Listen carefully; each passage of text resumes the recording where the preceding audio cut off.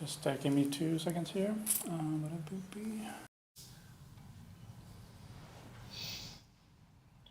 right. Have a good match. So the clock is on, yeah. Okay. The clock is this one, yeah. Okay, we can play. Yes. Is it the right side? Is it okay? Yeah, it's good. Okay. Okay, let's go.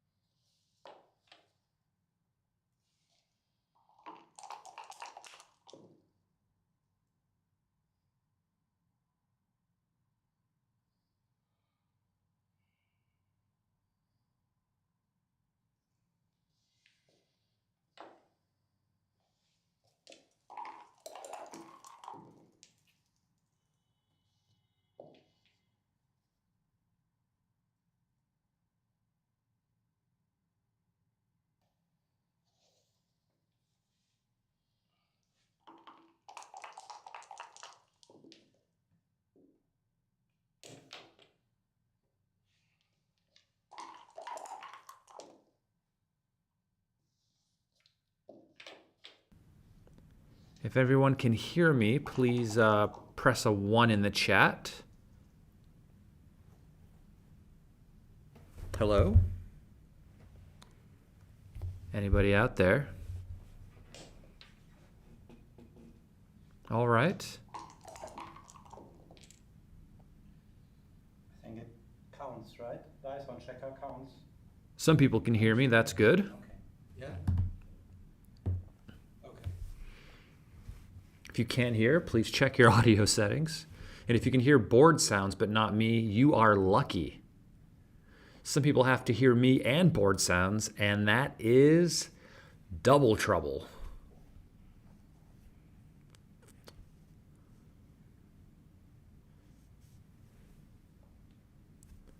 Yeah, 5-4-2 down seems legitimate. I think the only other thing they were thinking about was maybe slotting the 7, because that also seems reasonable, but depending on what the race is, clearly there's no XG feed at the moment, so I won't know what the race is often, unless, of course, I'm keeping a running count or I decide to count at some point, which seems unlikely.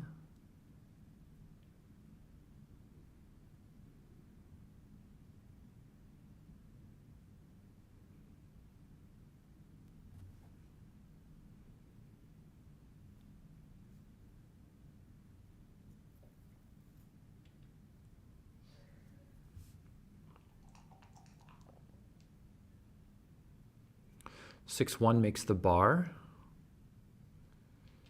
Your opponent's behind a 6 prime. This is the ideal sort of situation. 1-3, okay, this hits and makes the 9 point.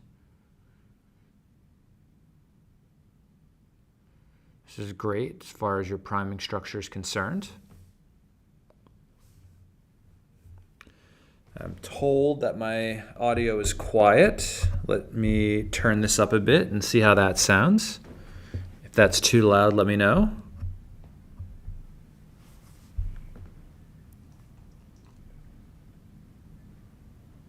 One 4, and this is going to slot the 2 point.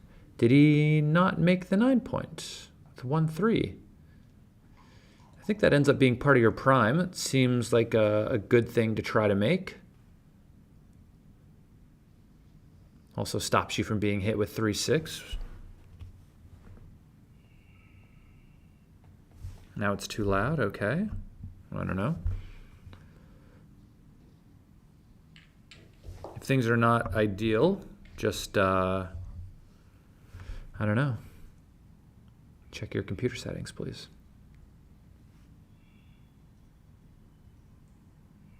Hi, Gigi. Mark Dixon in the chat. Bill Riles, nice to see everyone out there today.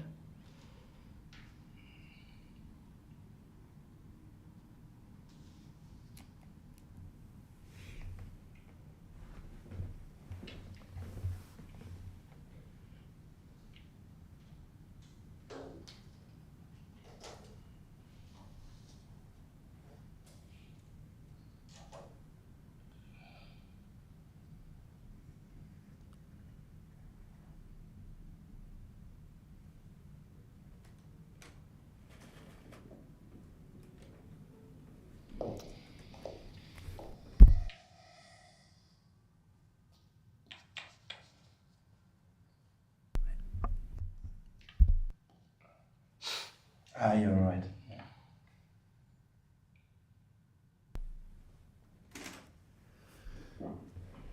Trying to figure out a way to play this 4-3.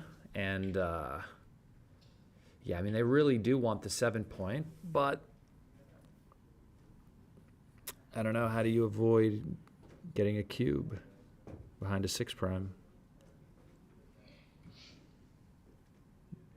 Is there any way to stop it? Your forward position is crunching a bit, you know?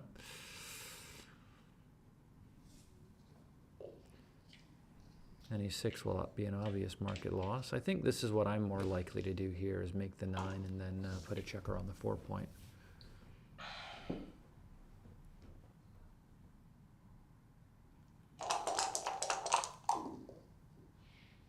Double 4s is a catastrophe. So, wow. I mean, you almost have to make the 3 point and then... Oh, no, you can just make the 1 point on his head. Yeah. Maybe that's good as well. That way, if he rolls a 2, he's still kind of stuck. I like this play. And now you have to cube, I think. Maybe? I don't know. There's another blot out there. What's the race?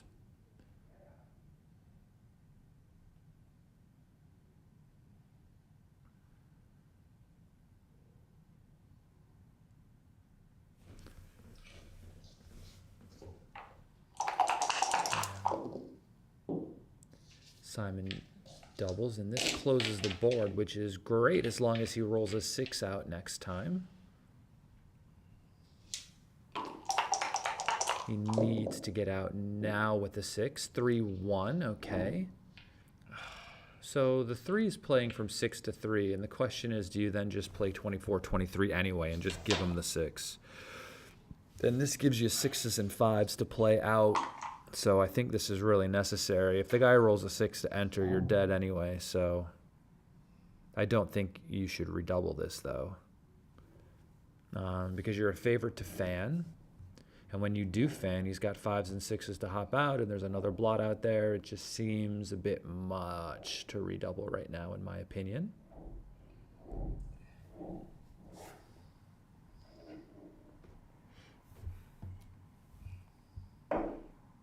But thinking about it is free.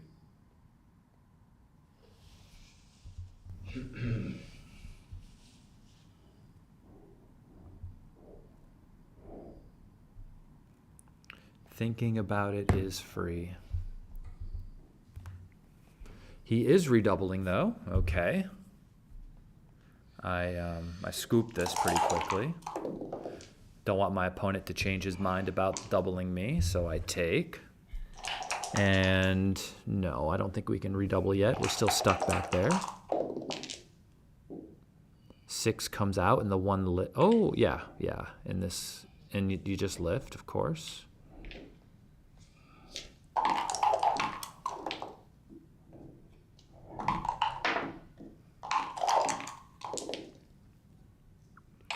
Six and the 1 hits, of course.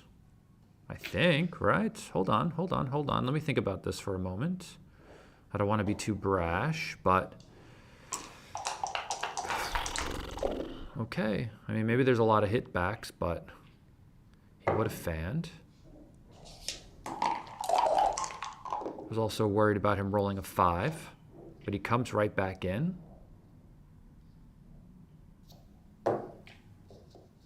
And now he's willing to hit. This is still 12 shots. That's one of them, a 2, but the 6 doesn't go anywhere. He keeps on entering. This is a great shot. This helps to control the outfield just in case he rolls a 5. 2-6, just the 2. Yeah, I like 3-1. Gives you another 4 to play without having to break your board next roll.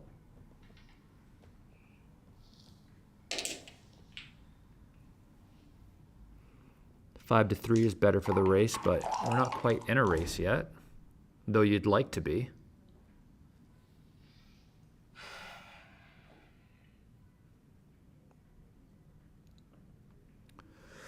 don't know. So I could play from 9 to 5 and then play the 3 into the outfield. This helps me control the outfield a bit. So if my opponent rolls numbers like 5-3, 5-4, 5-6, I have double shots. That seems like a good and reasonable play. It only fails to double fives, which is obviously going to be a winner anyway, unless I hit them, but I'm not sure about hitting. I think I like controlling the outfield. This, I mean, 5-5 is a winner anyway, but this play helps to aim to make the bar, but I think I still like 3 here and then 4 into the 5 point. Yeah, this looks pretty well diversified to move forward and also controls the outfield. 1-3. Here's your 3.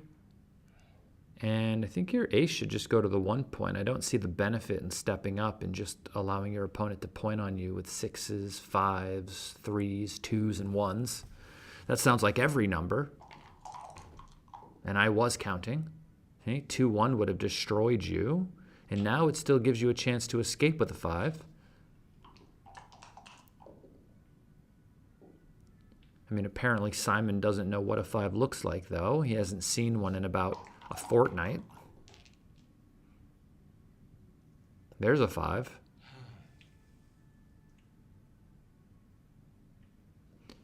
Yeah, I like attacking now. It's broken down to a 4-point board, so if you are hit, you are a favorite to enter. Double 4s, fans. Double 6s, covers. And this checker should just come into the 3 point, I think. I like the 3 point. So I see the value of this is if he rolls a 1-6 specifically, he has a double shot, but now you have fewer numbers to make the 1 point and to hit loose there, which is what you want to do.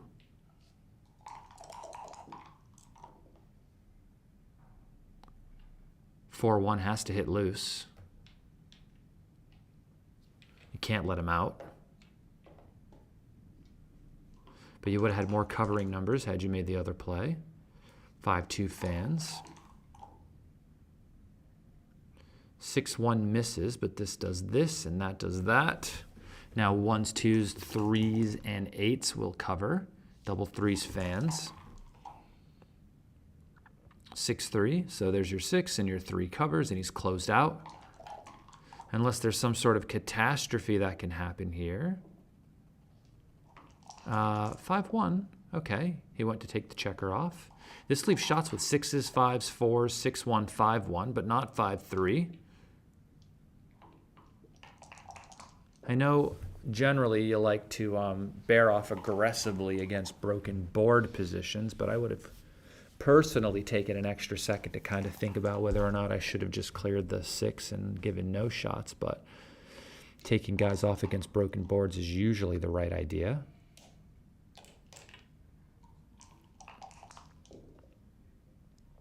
Four one. This just plays down, of course, and unless Marcus forgets to roll, it looks like he's going to win 4 points here.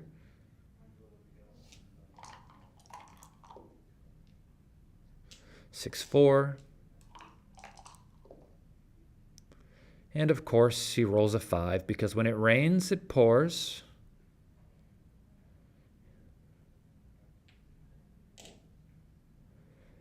You should play the 3 first and take the 5 off this way. That way, if you roll double 3s, you get 4 guys off. Not that it's going to make any difference whatsoever, but that's just because you've lost anyway. But you can see here now, if you roll double 3s, instead of getting more guys off, you get less guys off. But in reality, in this specific position, it doesn't make any difference whatsoever. It's just not possible for him to win. And Marcus takes a 4-0 lead.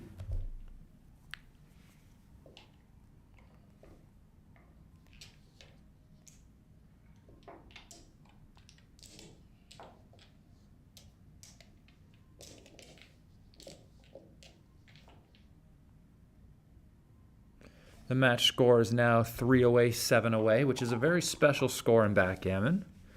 The trailer should be doubling fairly early in gammonish positions, not so much in like races and holding games, but in positions with gammons, we should be turning the cube quite quickly. The reason being you don't want to miss your opportunity to even the score up if things go your way, right?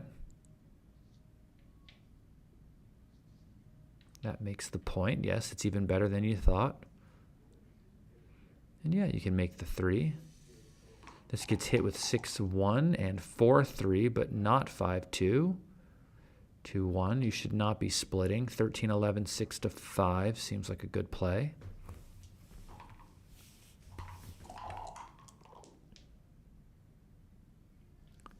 $5-1. Yeah, I'm not sure of the racing situation. I would have looked at slotting for a moment, but probably would have opted for this. The giant stack of checkers on the 6 point is kind of calling out for something, but you only have one guy back, and having a second guy sent back seems pretty bad, so this ace seems reasonable.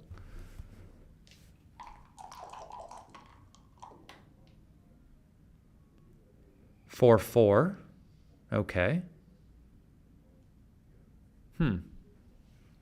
So, yeah, I'm not sure about this. The stack of 5 checkers on the deuce point really makes me want to play to make the 4 and to make the 2 point, even though I can see this blocks his 6s out. I'm not blind. I think it's better to make the bar. I'd like to take a look at that one. I think the benefit of making the bar over the 3 point is that there's no number that allows your opponent to really escape so easily, right? There's no double 5s that would have gotten him out and around. There's no like 5-4, 5-3. The best he would have gotten is like a 1-6, 2-6, 2-5 sort of number to try to get out from behind that prime. I think the 6-1 to make the bar was better, but this is pretty strong as a reply. And you just hit loose because you want to keep the 5 prime. Because he could point on the 2 point, right? But that's probably not the best idea. Keeping the 5 prime seems like it's going to win a lot of games. And if he rolls a 2, you still have a 5 prime.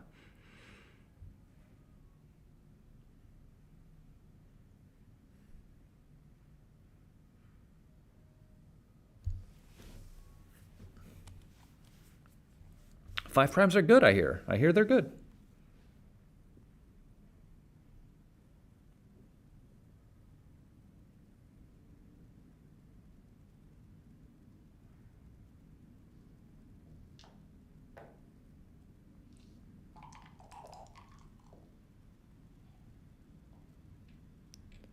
$1-5, and I mean this is a cube, right? Like I said, trailing at this score, you should be doubling in gammonish positions. White's position is crunched. They have 5 is open. There's another blot. You have a 5 prime. This seems like a pretty good cube. I would double this. Simon, of course, being the good player he is also thinking about it, and he takes his time and then does it, of course. Because the real decision isn't whether or not this is a cube. It's whether or not you should be taking something like this, right? You know, being up in the race but stuck behind a prime isn't usually great. But, you know, at the score, I think this is a good cube. And you could probably get away with taking this, right? So take seems pretty good. You are up 25 pips in the race at the end of the day. And I just gave that a count. And you're not behind a 6 prime, so the take seems pretty good.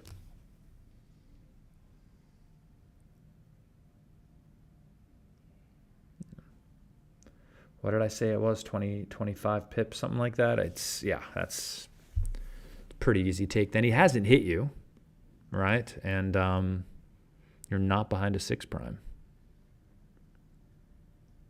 Nice take by Marcus.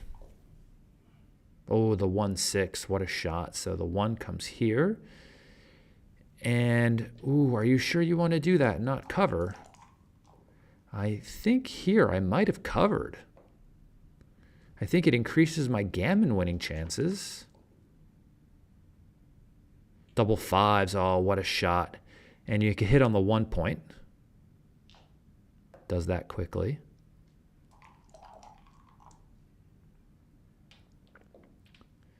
Is that a 2-6? Ah, but there's 2 up. So the 2-6 doesn't go anywhere. 6-5 hits and covers. Yep. And if he doesn't roll a 2, this seems like... Oh, he does roll a 2.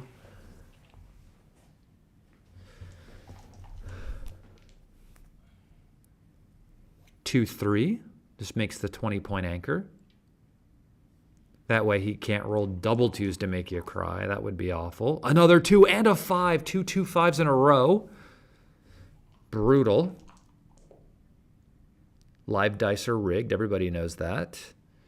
5-6 just comes in and out. This gives him, what, 7s and 10s to hit. 4-2 doesn't hit, though. Wow. So, is there... Yeah, I mean, this is an option. So how many numbers hit you with 7s and 10s? So the only thing I was thinking is it possible to hit on the 1 point here to try to stop the action a bit?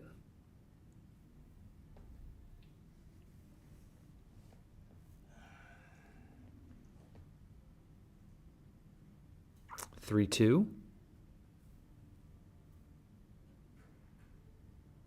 Huh.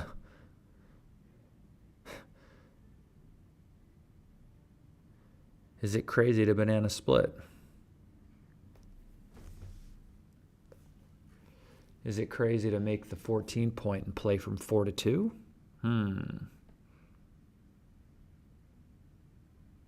Goodness. Aye. Seems tough. Seems tough. If anybody at home feels like putting this in, let me know. I'm feeling a bit optimistic at the moment, and that might lead me towards a play that is not good at all, so... But it might be the best. I'm not saying that it is. I'm just saying we have to look at it. We have to take a look.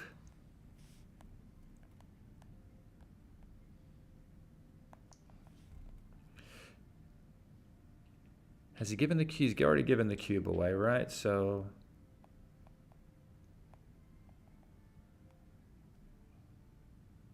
look at that. Look at that. The best plays are either 5 to 3, 5 to 2, or 17 to 14, 4 to 2, which was my recommended play. I like it. Banana split time. You can sense that there's an issue here. You know, no play is going to leave you with a great position. He is finding the 5-point play. This is great. This, according to XG Mobile, is 1% better than my play. Simon is very good.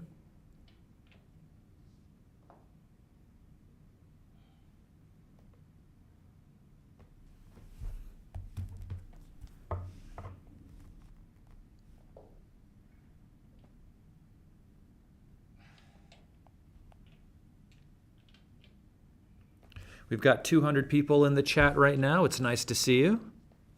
Welcome, everybody. I am your commentator for the week here. My name is Justin Noel, professional backgammon player from New York City, currently living in London. Works as a professional backgammon coach and cash game player.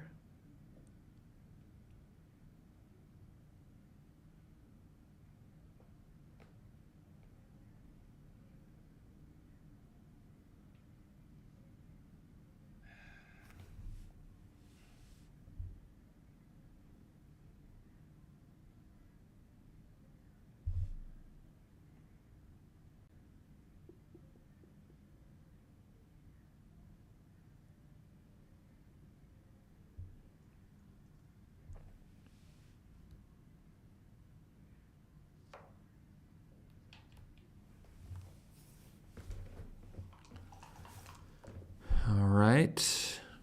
2-3. This is a great shot, and we hit again. Entering and hitting can't be bad. We would have preferred to hit outside, but, you know. Oh, 2-2. Super strong. This enters and makes the 2 point. Absolutely brutal. Hey, look at that. It's my YouTube channel. Please feel free to follow me on YouTube. Justin Knoll Plays Backgammon. We've got cash game videos up there. Double twos. Not as good for Simon as it was for Marcus, as we can see. I can't see the number on that one. I see a 1, but the other one looks blank to me. Very strange.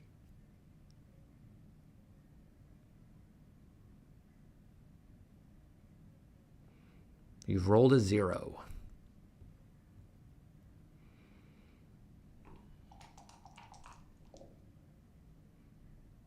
For 1. This is nice. Simon gets to fight back a bit.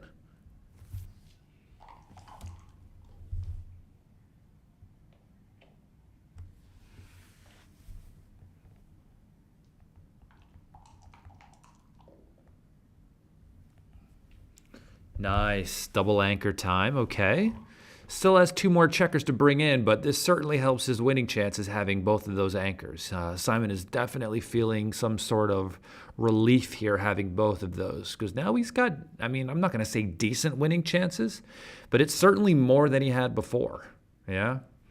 You know, Simon's structure as white here, having the 1 point made, is not good for his chances even after getting a shot and hitting.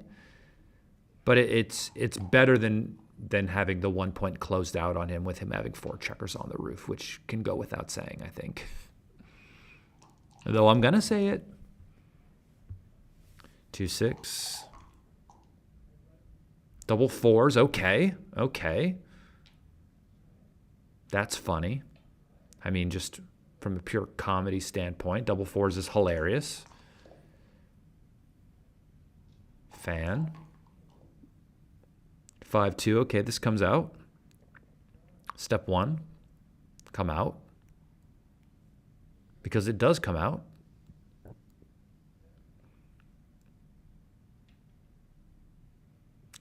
That's illegal.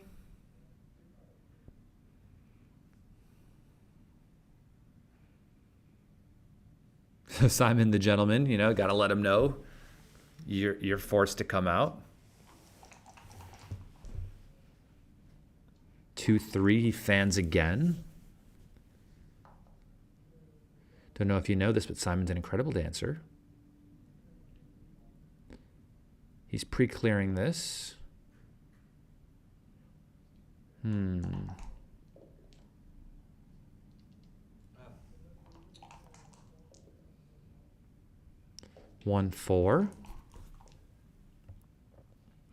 6-2. Okay.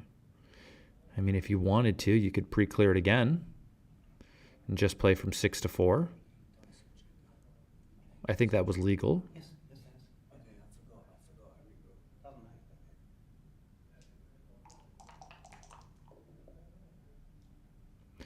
matter. 5-2 comes in and out.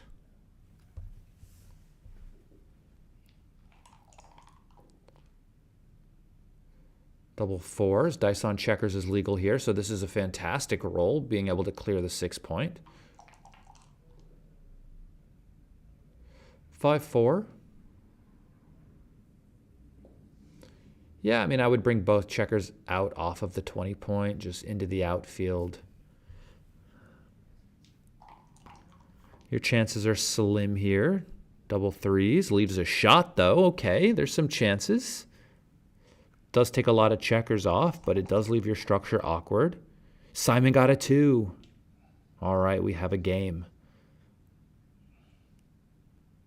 And I think I would just go to the 13 point. You know, I think my whole idea is just to cover the outfield and make it as hard as possible when Marcus enters and hops out for him to get around safely. So I want to get extra coverage over numbers like 5-2, 2-6, and stuff like this.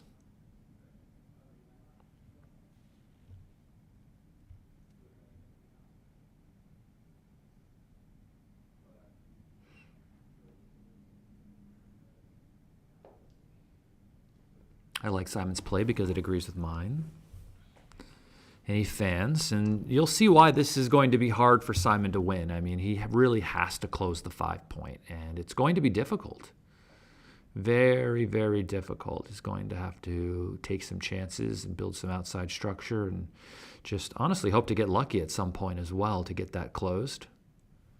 You'll see why there's a problem with him also having the 1 point here. It's just that what you really want in these games is for your opponent to enter on the 1 point and get trapped behind priming structure. And when you have blitzing structure, meaning you have the 1 point made, the 3 point made, and there's high gaps like this, when your opponent enters, he just hops out like this. He never gets trapped, which is the problem. Because trapping him is good. 4-6 fans. 5-3, okay. I make the 8 point for sure. For sure I make the 8 point.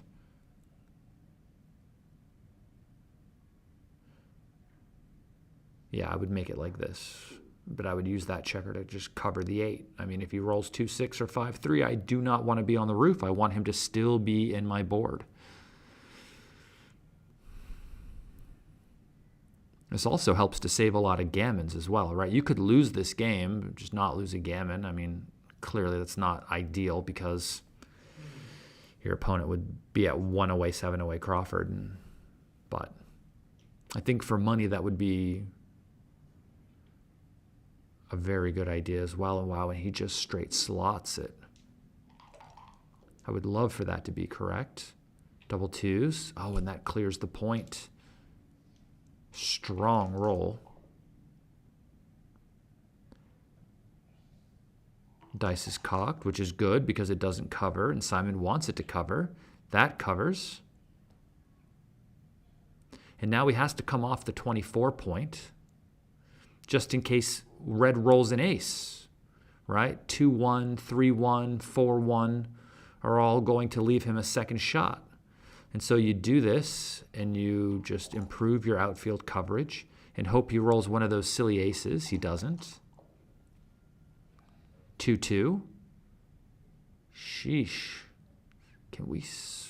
Wow, is there any upside to switching here? Or do you just really want him to roll an ace super bad? He only has 5 checkers off.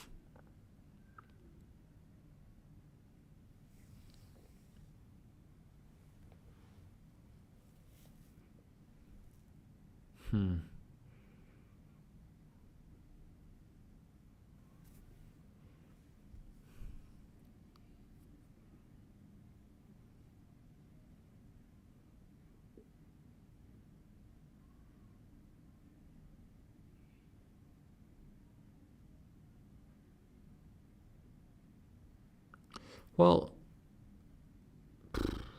you could play 22 to 14 and block double 6s, I guess, if you don't want to switch. Because that number would, your game would be absolutely over. Simon's looking at it now, right? He knows he wants to maintain the outfield coverage. He's not necessarily sure whether or not he wants to switch. This blocks one of the game winners. But you still get hit with 6-5, you still get hit with 6-3, and there's an ace. That's what he wanted him to roll. So now there's a second checker. And he hits him, and then he gets to switch as well. He doesn't want him to anchor here. Wow, what a roll for the ages. And he does this just in case he rolls double 5s. Double 5s will make the 3 point. So he made a double better. 5-2. I would just do this. I would play 13 to 6. I would play to 6. Why not just go to 6? Maybe this is fine. He is just going for the closeout.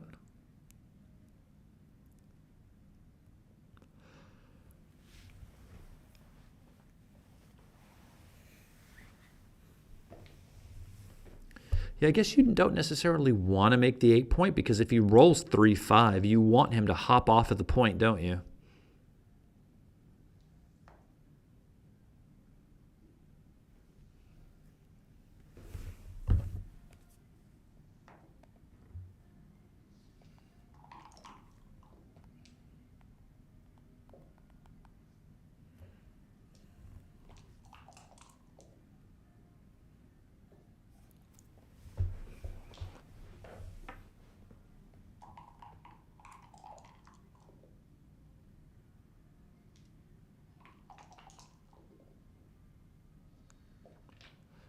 6, and the 4 comes down, I guess, just to give himself a few more covers.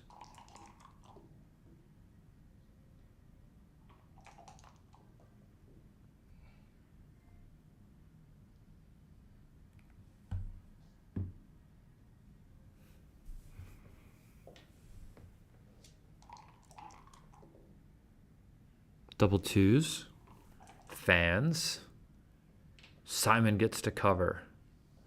All right, well, there's no gammons to be won here. His opponent has 5 checkers off already, but this win seems pretty locked up. It's going to be very difficult for him to get both checkers in and around the board before Simon takes all of his off, but this is an awkward roll. He could leave a shot with 6-5, 6-4, but not 6-3. 6-3 is perfectly safe. 6-1 clears from the rear. This is awkward, but Simon's going to roll a 2. I was wrong. Shot time. Marcus needs a 5. He doesn't get one. 6-3 is another shot lever.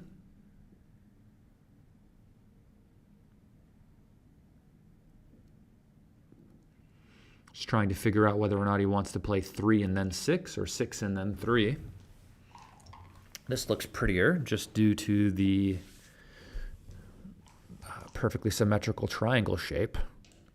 6-2. And he's still on the roof. Double 3s. There's no gammons to be won. 5-2. 4-3.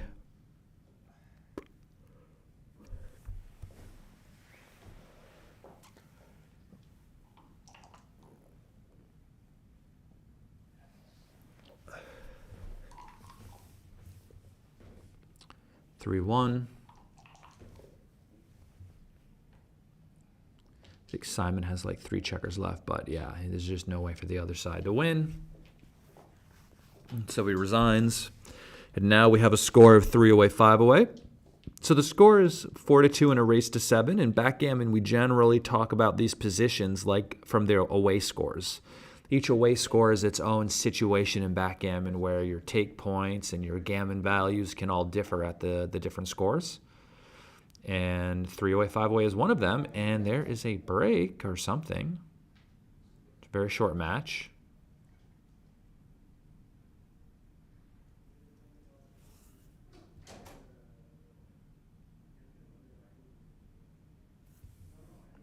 We'll be back. Or, shall I say, I'll be back. Not going to toss on the accent, though.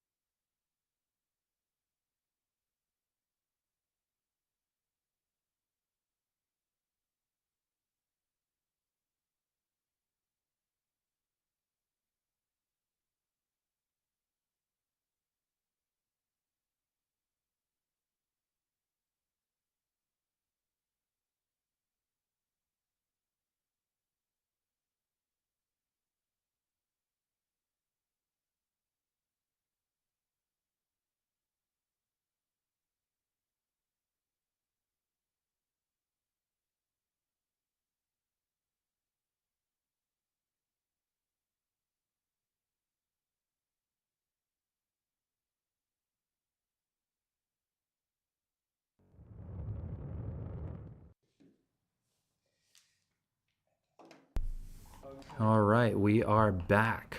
The score is 3 away, 5 away. Simon wins the opening roll with 4-2.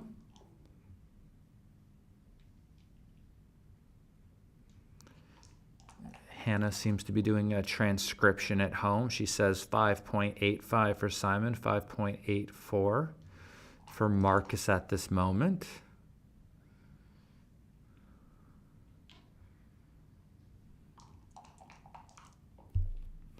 I'm sure they'll work those down. This 4-2 just makes the 9 point, or you could make the 11 in split.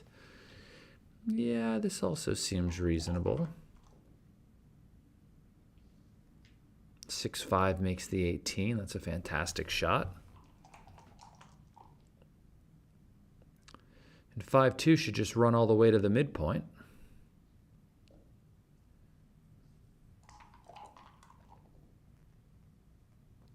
6-1, simple backgammon makes the bar. This is good for the PR.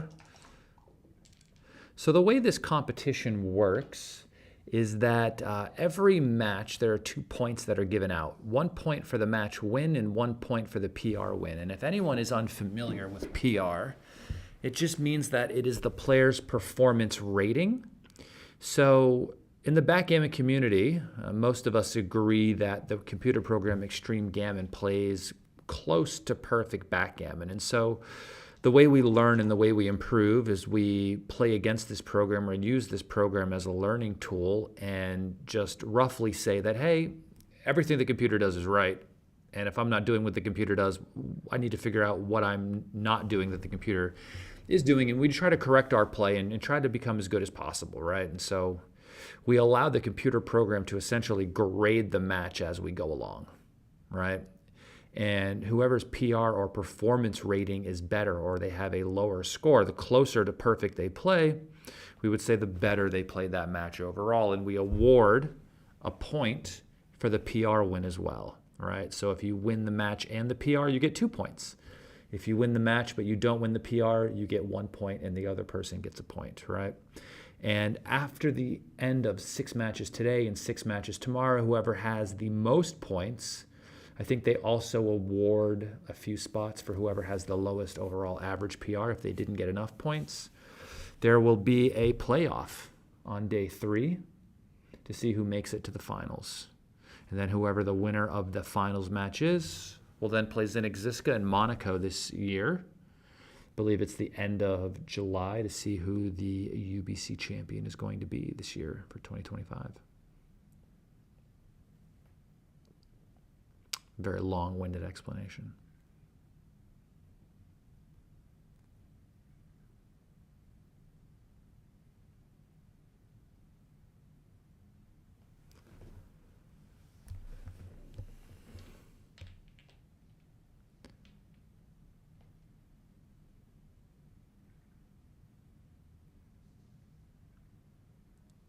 Yeah, if you're going to leave a shot, this is the best shot to leave because it is difficult to hit you with an ace, but quite easy to hit you with a 4-5 apparently. 1-2. Terrible number. Better than fanning though, I guess. Now he's just counting up the race, but I feel like this take is a bit easy. So I'm not quite sure if it's a cube yet. You haven't covered the 5, and I'm not sure if covering the 5 is really a market loss in this situation.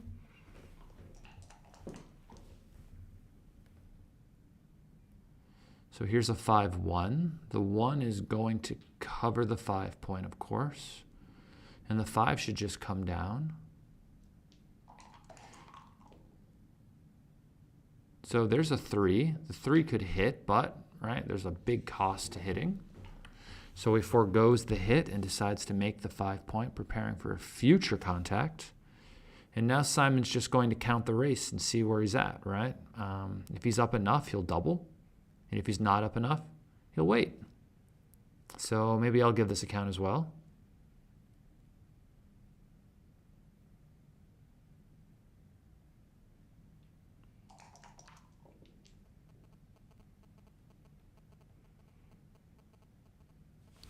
I think Simon had 120.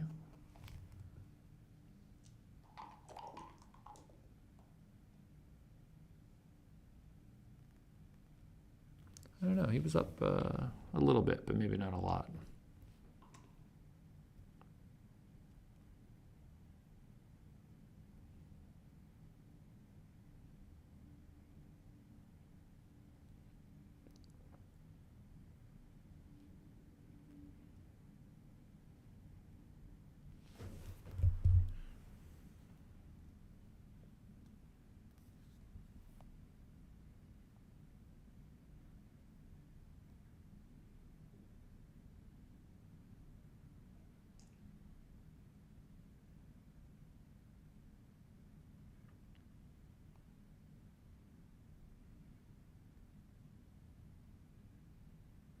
I think there's like 20 players playing in the Contender Tournament. Bill Riles is asking in the chat.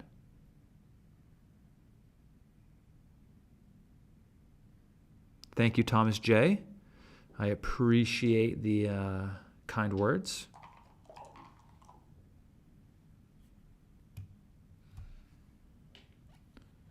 Four-two, he comes out.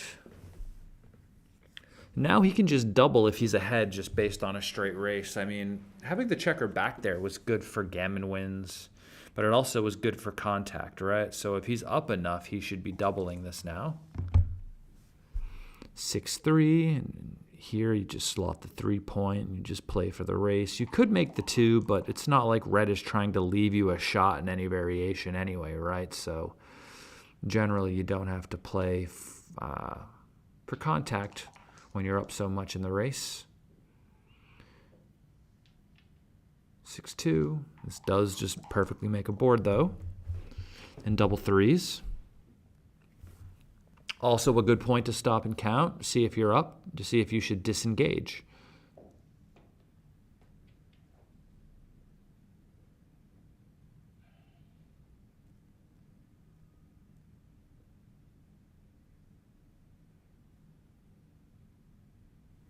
So that's 104 for red.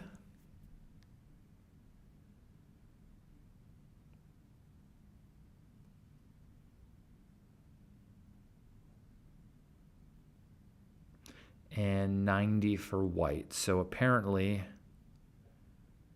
red is down 14 pips after the play. So he should do this and maintain the contact. Double ones gets him a bit closer.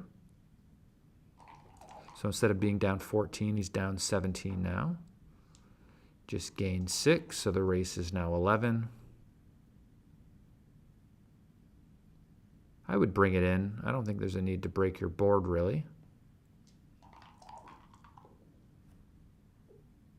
I mean, I'd be surprised about that one. And here I would also slot the 1 point. That way I'm trying not to leave a shot myself. But I guess Simon's play did save him from leaving a shot with 6-1.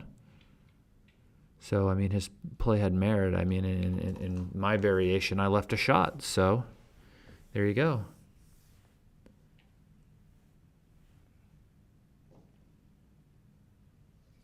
And he does this to save a 5.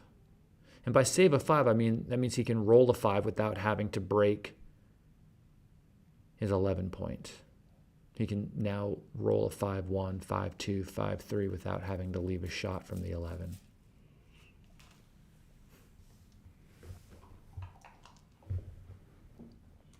Two, 1.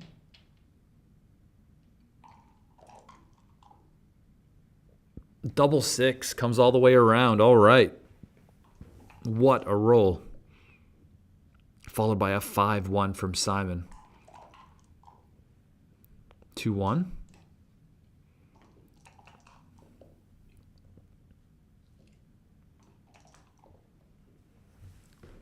Three, 1, not good. So Marcus is holding a 2 cube, leading 3 away, 5 away. So he's going to be cautious when it comes to offering a 4 cube, because if he offers a 4 cube, he's going to get it back on 8 immediately, right? I think Simon's take point on a 4 cube at the score is equivalent to his match-winning chances if he were to just pass, which is 1 away, Crawford, 5 away. So I think his take point, or his point of last take, is like 16% here at the score, and double 4s is a great shot. This should get him within striking distance. I would just play from 6 to 2 again and then start thinking about giving him the cube back after double fours. So he just rolls 4-2, and can he win 16% from here? So 1, 2, 3, 4 roll position, 1, 2, 3, 4, 5 roll position. So the 3 comes off and the 4 goes to the 1. 1, 2, 3.5 rolls now for red. 6-3. 1, 2, 3, 4 rolls for white.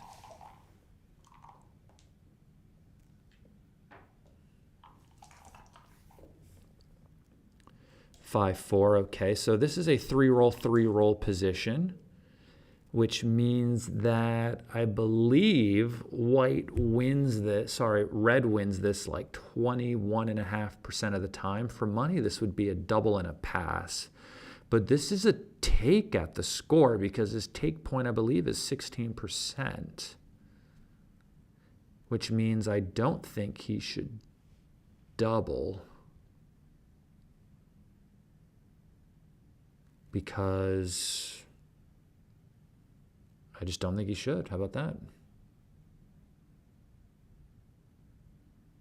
If his take point 16%, and I think he wins 21.5, I mean, I could give him a cube to a two-roll position, and it would be a pass, but that's because he would only be winning 14% of the time in a 2-roll position, which is really close to 16. So I don't mind missing my market here because allowing him the opportunity to kind of gain that extra seems a bit much for me personally, but that's just me thinking my way through it. Could be wrong, though. Could be wrong. We're not infallible here. We just teach backgammon for a living.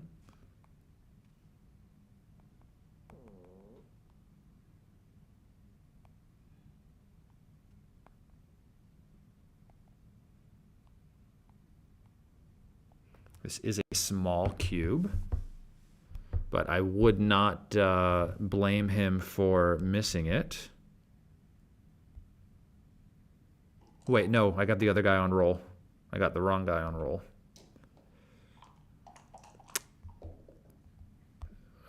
Let's see here. No, yeah, it is a no double. I was right. Sorry for confusing you. It was a no double. I had the wrong guy on roll. Putting it into XG Mobile. And by sorry for confusing you, I mean sorry for confusing myself. And this is a pass, by the way. This has to be. I think the reference here is that you win 14% of the time and you need 16% to take, so it's just a double and a pass. Hopefully you guys are following this at home. I've only had one Red Bull today, so I should still be coherent. But you never know. You never know.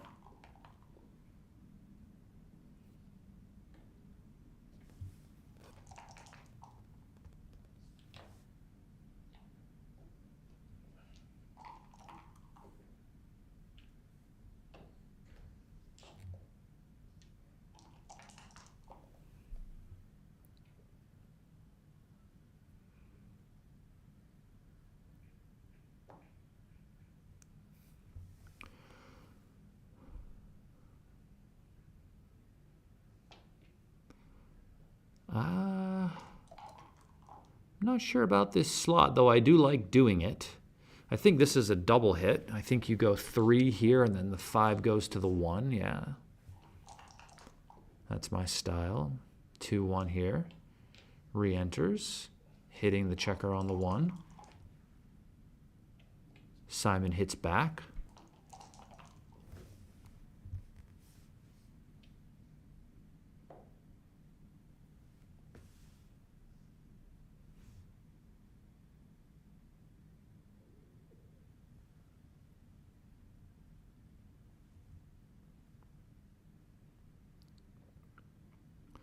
Four, 5. Yeah, I mean, this seems reasonable. You just play 5 down.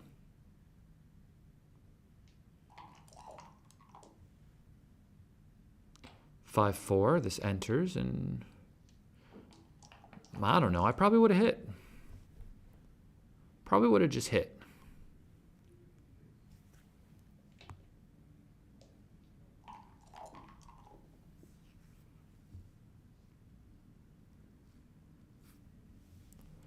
Four, one.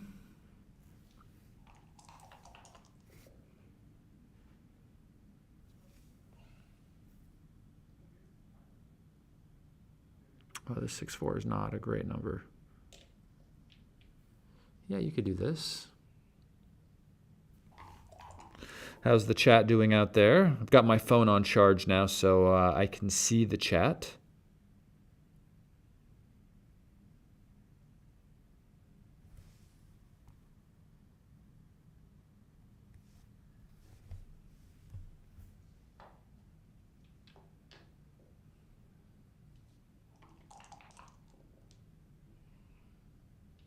Four and the 3 hits.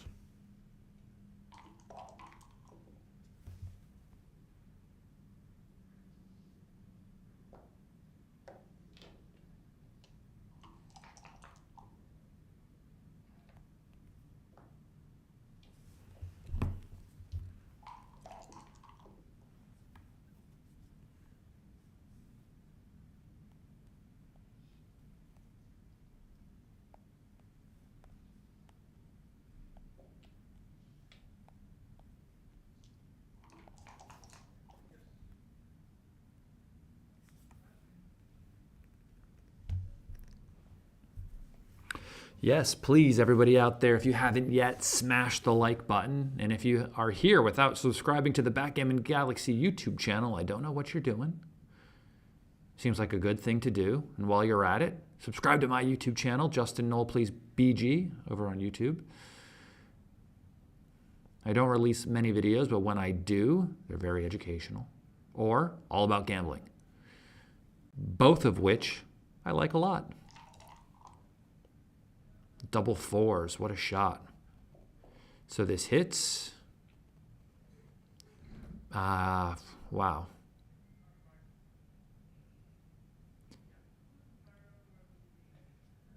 Yeah, you could just make the 4. Slot the 5, interesting. Yeah, I'm not sure about this last one, but can't be that bad. And it might be best.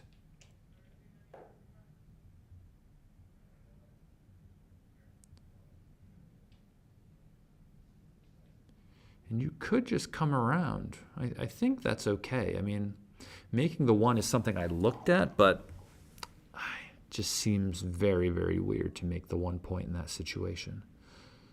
2-6. 4-2 makes the 4. 1-6 makes the triple anchor. And if you're going to do this, you might as well just play 13-7.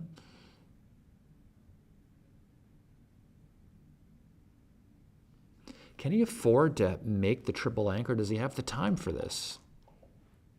Yeah, it's probably fine. Okay, he's clearing the outside point already. I'm not sure about that, but it does look like it does have good distribution, so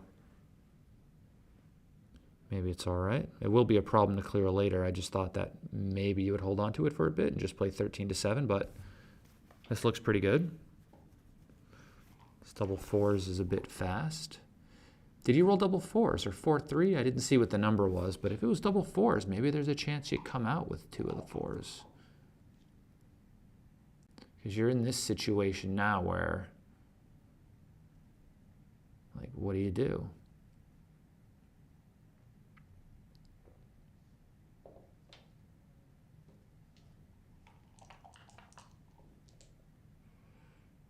Three, 1. Don't think you need to hit.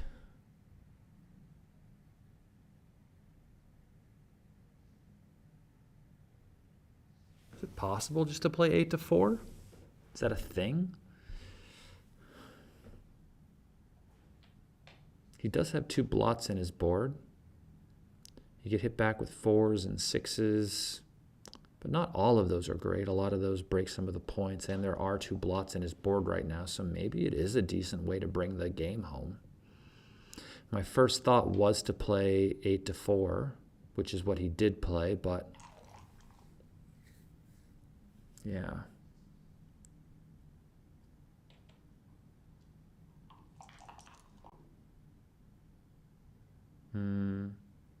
Hey, you clicked on to 5-minute break. Hello? There you go, you brought it back, thank you.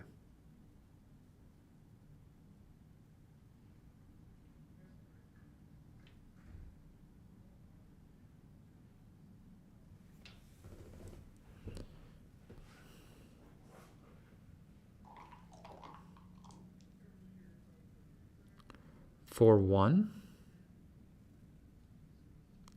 Yeah, it's a real question whether or not we want to use this ace to step up. It does give you a 6 to hop out, which is nice. But it does decrease your contact value at the same time. 5-1 makes the 1 point.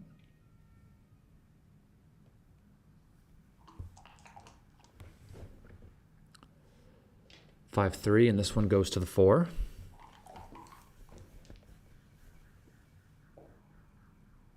Two something. I can't see the number again.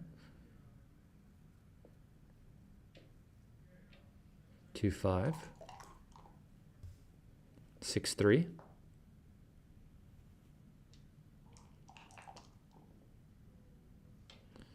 6-1. Nice shot. 4-2, yep. You know, in a game type where we need contact in order to win, we do not want to be breaking our board. Because we might get a shot and hit it and then just lose the game anyway. Is it reasonable for us to think about coming out? In this spot, I would look at the numbers where I gain from staying there. Obviously, you know, if he rolls a, 6-4 or something, I gain by getting a double shot. But, you know, there are some 2s where I miss out on because he gets to pick and pass me.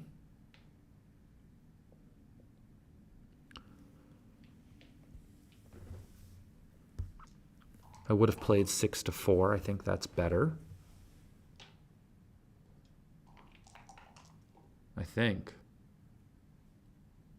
And this pick and passes, this is what I was talking about before.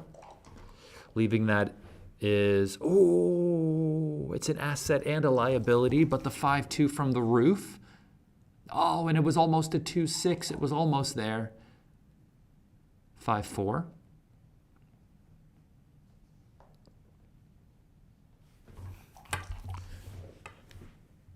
$2-1, he'll take it.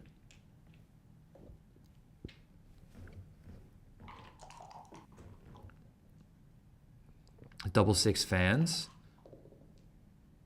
6-5. Simon picks up a second checker. Could legitimately win some gammons here. Instead of illegitimately winning gammons. Oh no.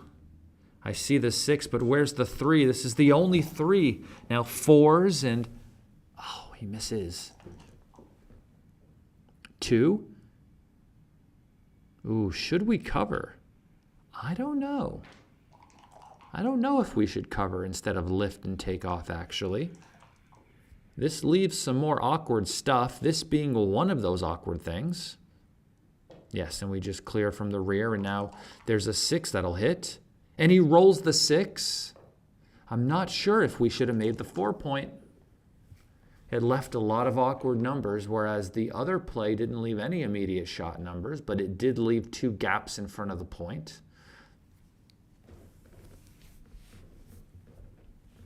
Ryan's in the chat, though, so maybe he can tell me what he thinks. Ryan Rebello. I hit before you dance. Okay.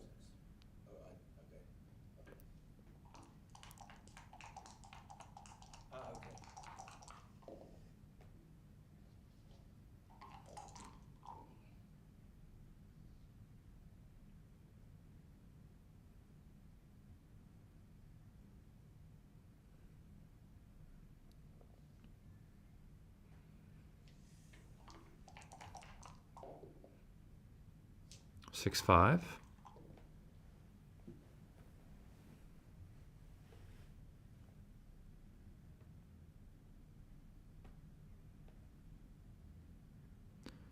So I think the 6 should go to the 14. Just for the coverage, and I would have brought the 3 in. Because if he rolls 2-6, you only would have had a 3 shot instead of a double shot, a single shot, you know, so.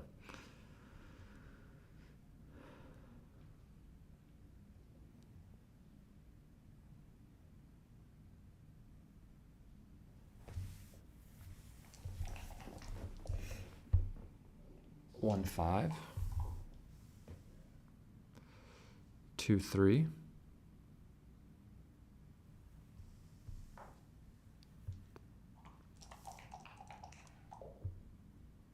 Six, 5. Yes, there will be another match after this stream, and there will be another match after that one. We have 3 matches being streamed today. This is the first of 3.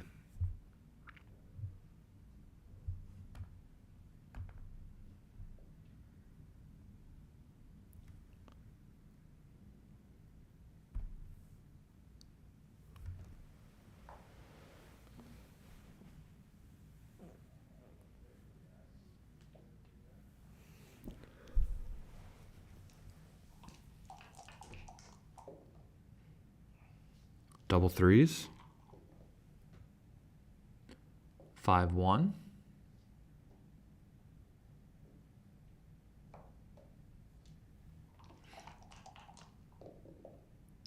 Ooh, I saw the 6. 4-3. This makes the point. Hello? Hello? Oh no, he didn't see he could make the 2-point. Now he sees it. And now he comes right out. If he doesn't hit back with a 5 or a 1, he's going to hate himself for it. 6-4 misses. Oh my gosh. What a swing there, huh? My goodness. My goodness. He saw it the second after he hit it. Note to self, 6 primes win games. 5-3. This hits and comes around. He gets hit back with 6-4 and 5-5, but not 6-2.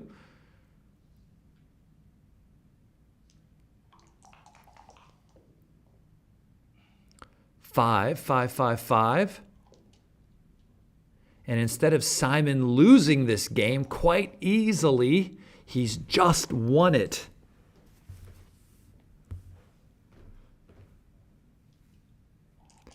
Wow, no swing there. This game was over. This game was over.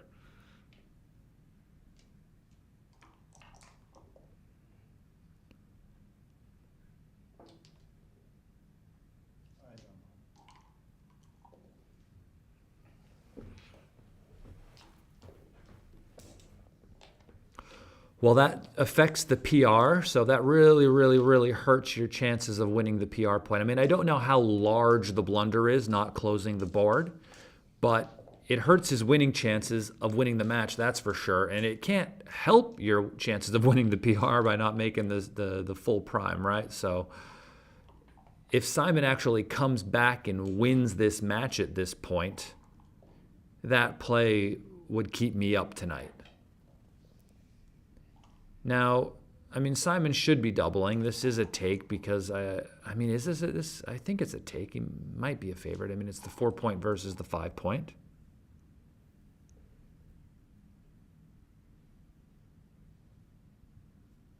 But white is on roll, and it is a 4-away score, so you do have a free drop here. I'm not exactly sure, to be honest, whether or not I would have taken or passed that.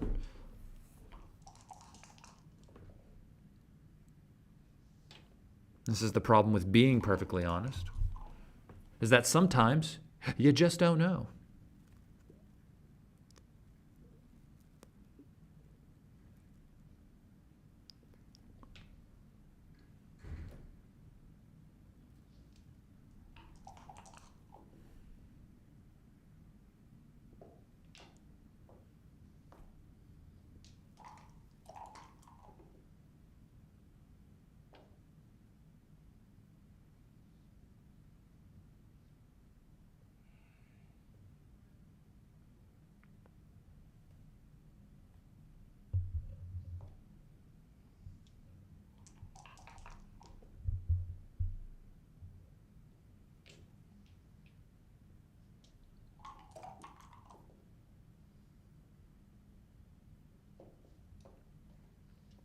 Wow, nice shot. 2-1.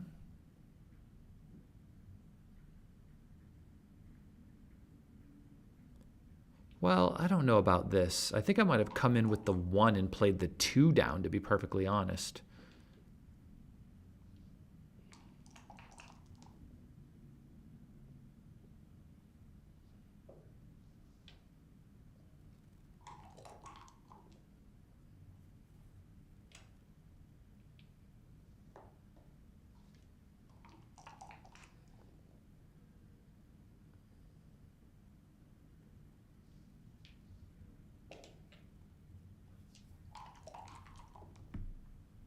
Double fives. This is a great shot. This comes all the way out. Wow. So, he's running out of time. He left the 3 shot, but maybe this is okay.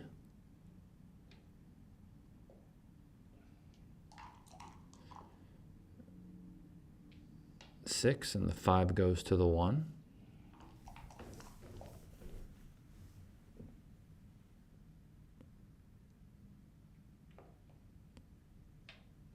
Yeah, I like this play. 6-2, 2 down.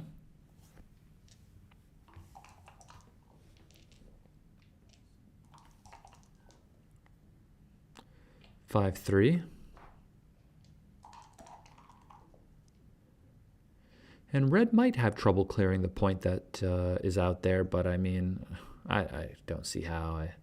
The most he'll ever get is a 6-1, 5-2 shot at it. And he might get no shots at him, right? So,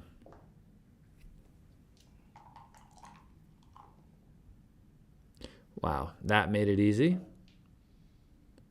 No. What are we doing? Just bringing the outside points, yeah. Clear this one, clear the 8, call it a day.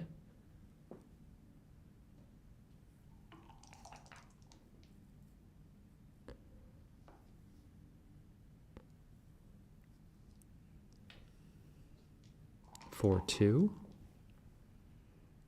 3-2, okay. 3 and then a 2 here, seems fine.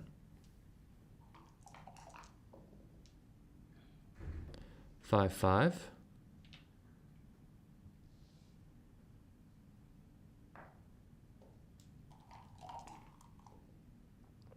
6-6 again. Thought there might be some sort of punishment for not making the 2-point last game with 4-3, but it looks like he's doing quite well in this game. Unless he rolls another large double, his game is just fine. Simon's going to try to stick around on the 4-point for as long as possible, but he's out of 6s, so his next 6 he's going to be forced to leave. 6-5. Simon does not want to roll a 6. Double 1s, he gets to keep the entire board. So he leaves the shot now with 6-1, 5-1, 4-1, but not 3-2 when the game is over. And Marcus Reinhardt wins this match. And I don't know who wins the PR point. If anyone is doing the transcription out there in the chat, please feel free to let us know what the PRs are.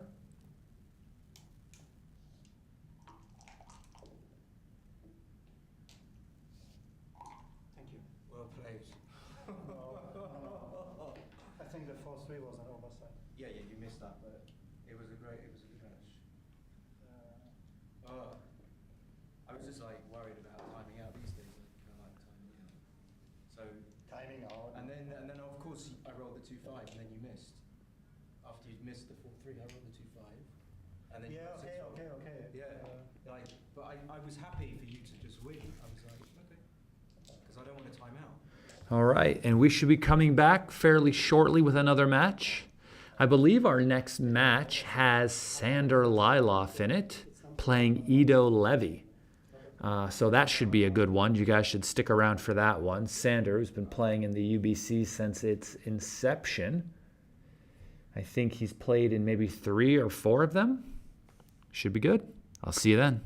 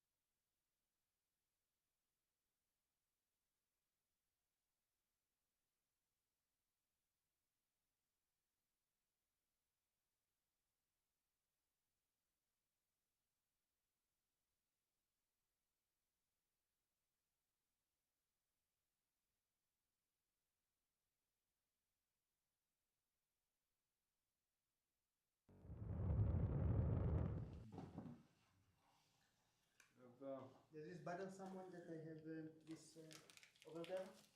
It's okay. Yeah, because I eat it during the match. Yeah, it's fine. You have healthy stuff. I have only bad stuff. Each one and what they like. Give me two seconds. Last time I saw you was 3 years ago. 3 years. 3 years ago, yeah. I saw Where? you in Istanbul in the UBC. Oh, was that the last time? The one that you won the contender and then went up to win Mochi. That was a good year for me. It was a good year for you. One of the best. All right, we are back with our second match of the day. It is the round 5 match with Nice to like. former UBC champion Sander Lylov versus Ido Levy from Israel. Ido Levy, very, very, very strong player. Oh yeah. And of course, everybody knows Sander. He's played in, I believe, like 3 of these, maybe more, for all I know. And we are about to begin. As we can see on the right-hand side, Mark Olson has a new book coming called The Golden Point, when to make the 5-point or the 20-point. He told me there was 150 positions in the book, and the decision was whether or not we should be making the 5 or the 20.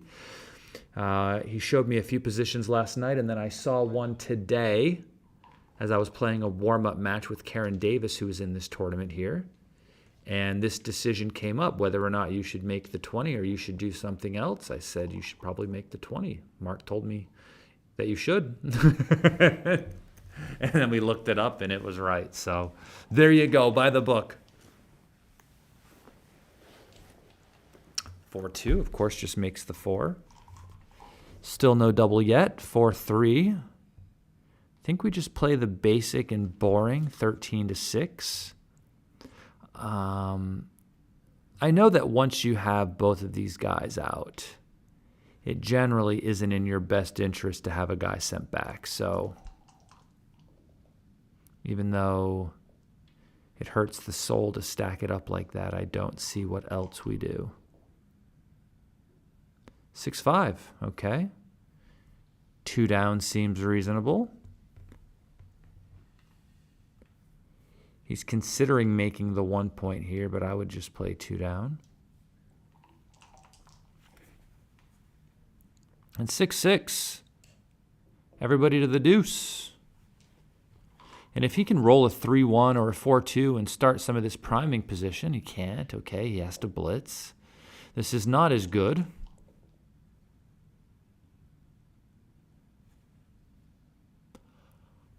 4-2. The 4 enters.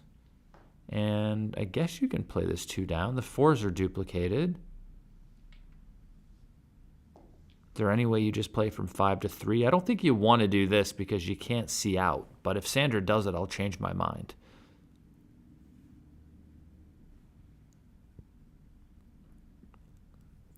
Maybe he's thinking there's some awkward numbers here. And since you're losing in the race by so much, maybe you can increase the contact value and get some extra shots. Yeah. When you don't know for sure, just set it up. Look at it with fresh eyes again, count the race, decide what your game plan is, and then make the play you first thought you first thought of 5 minutes ago. And Ido's thinking about a cube here. White structure is pretty funny with that dilly builder on the 2 point. This could lead him to want to be a bit more aggressive, but he does only have the 1 point made. But he is probably up a ton in the race.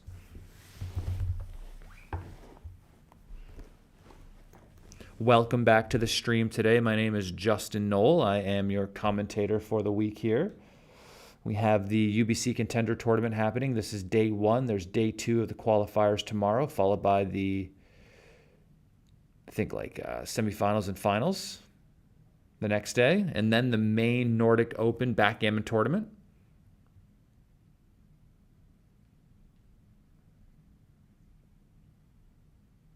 I'm a professional backgammon player from New York City. I currently live in London, and I'm currently sitting in a room all by myself here in Copenhagen, talking at a computer screen, hoping people on the internet can hear me. 4-1. Wow. So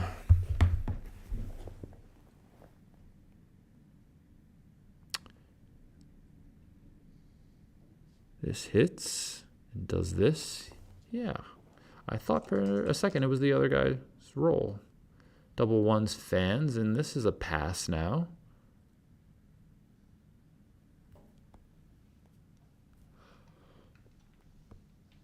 The only consideration was whether or not the position was too good, and it probably wasn't.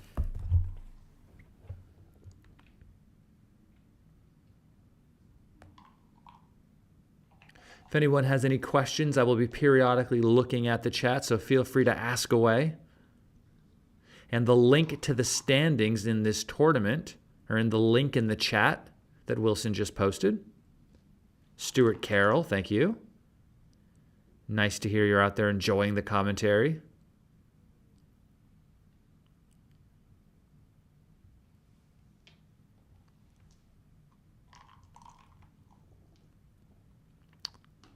Yes, we will be getting an XG feed for the semifinals and the finals.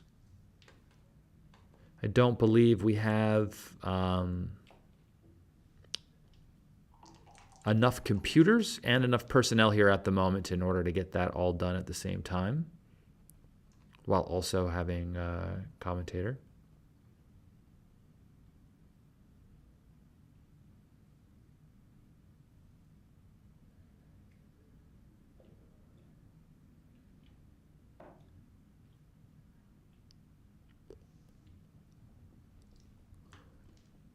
In our last match, Hannah posted the PR results. Simon played a 4.12 and Marcus played a 4.4.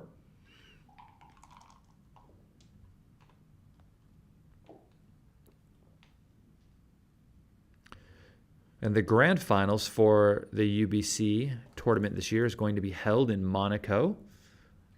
If anybody wants to show up to play in the World Championship, the tournament that's happening before is going to be this one, the finals of this event. I'll be there doing the commentary for that as well. Should be good. It always is.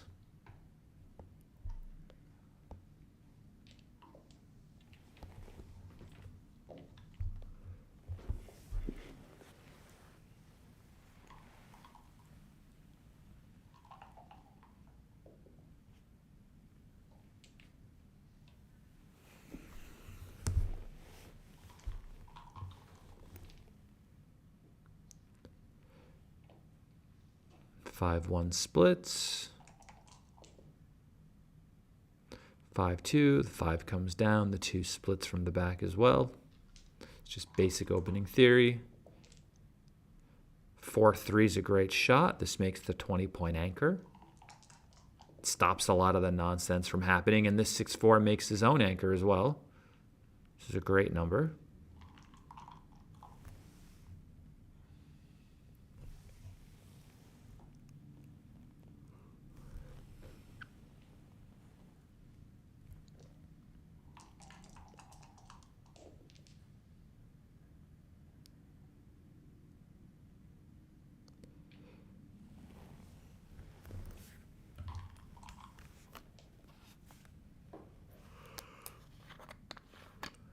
Six five. I think I would just play both checkers off at the 8-point. I have a stack there, so I might as well play it like this. Help to even out my distribution and then hope to cover them on my next rolls.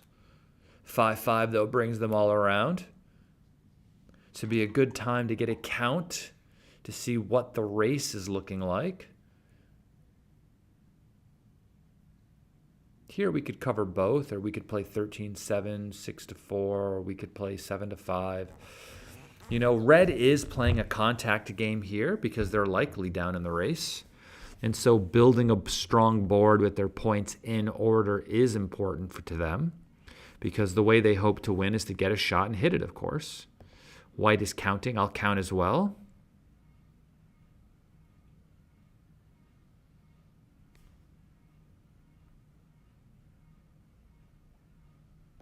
So it's 118 for white.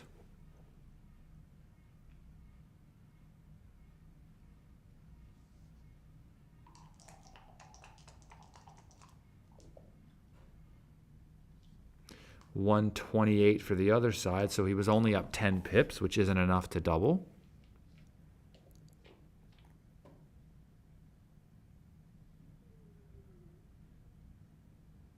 This is still probably a no double if I had the count correct. Very easy take from Ito. 4-1. I'd still play 13 to 8. The reason I would do this is if I roll double twos or something, or double threes, I can bring both of those back checkers either to the 9 or to the 7. It makes it much easier to clear in the future. And this 4-3, yeah, I would even go to the 1 point here, to be honest. I would just go all the way to the 1. I don't see the value in that versus having a checker on the 1 point. Having a checker on the 6 will give you a few extra numbers to play in the future before you have to leave a shot. So just going all the way to the 1 is, I mean, it's probably not worth very much, to be honest, but it would have been my play.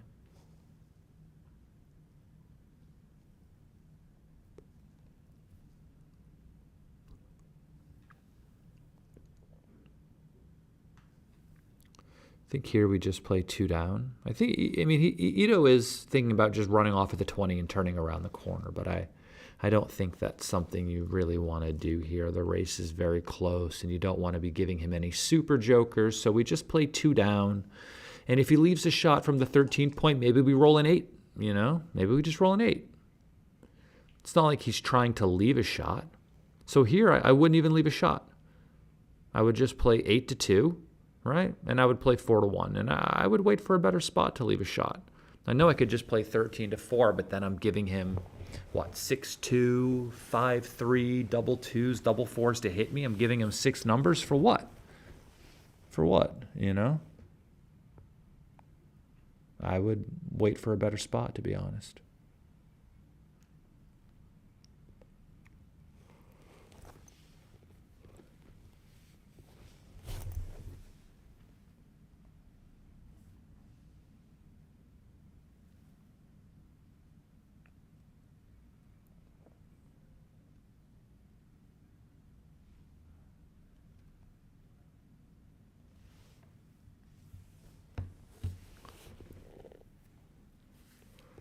And Sandra makes my play, so I'm in good company there. 6-4 slots the 1, and the 4 comes into the 6. At least I would. Bad designer. Who made this board?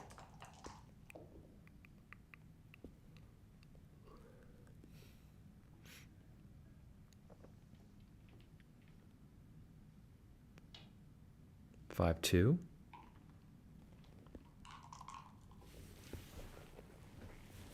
4-1 just covers the ace point. Getting ready for the contact. 5-3 is not great. And our opponent has a closed board, so can I really leave a shot? I don't think so.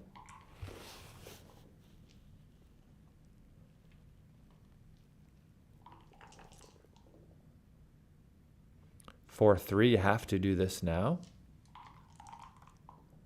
I was wondering if it was possible to come out with the 2. 20 to 18 before that last play with how weak White's board is. You do have to pay on some numbers, but here you would have gotten a direct shot. There would have been no way for them. Actually, yeah, there would have been no way for them to not really do it, huh?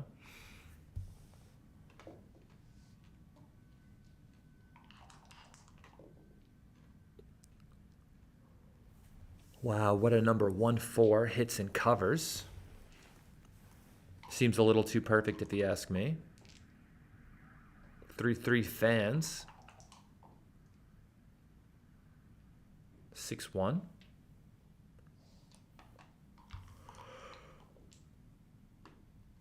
Double 5s. And I would just bring it in. Don't need to come out. I'm losing the race. And he could leave a shot. Nah, I don't think so. Down in the race by a good margin.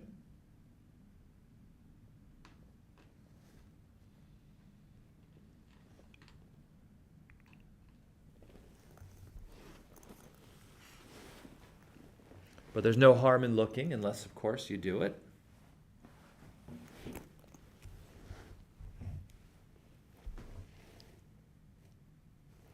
Yes, dice on checkers is legal throughout this entire tournament. So anytime we have a stream match and the dice land flat on top of the checkers, it is a legal roll.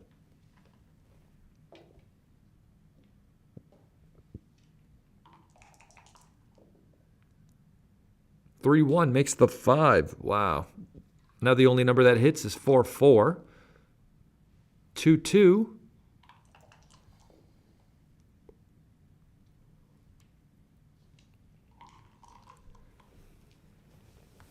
6-3, fans. 6-2, a shot lever.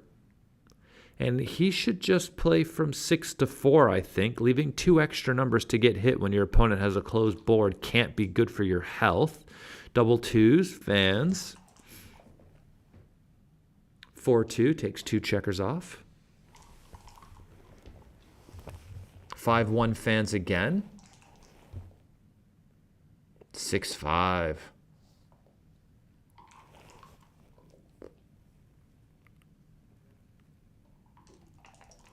And he enters. And Sanders going to win this game. But can he get around to escape the gammon? Easily escapes the gammon. Double 6s, escapes it on the very next roll.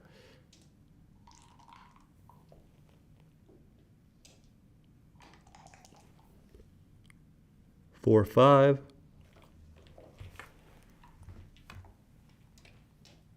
And that is the end of that game. We have 279 concurrent viewers right now, which is great, especially on a Tuesday, depending on where you are in the world, in the morning, afternoon, or sometime in the evening, like it is here in Copenhagen. You could have been anywhere in the world, but you chose to be here with me and Backgammon Galaxy, so thank you for that. It's very much appreciated. And if you haven't yet, smash the like button and subscribe to the channel.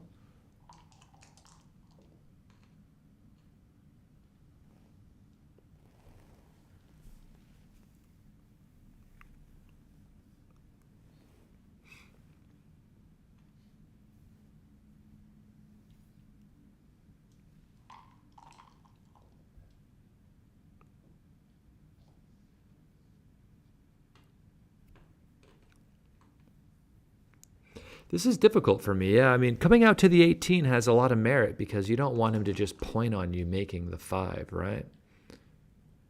Which he could have very easily done if we had stayed there. He could have made the 5 and the 3, and we would have been in some real serious trouble. Here, we're just in some fake serious trouble.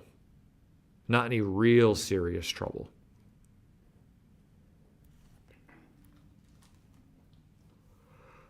And I think I would make the 5 with all 3 checkers. I know you could make the bar, but I think you do this, and I would just play 8 to 5. Yeah, I like this.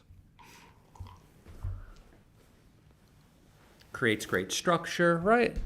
And so Sanders 4 away, which is why he's thinking about this. He does give the cube away.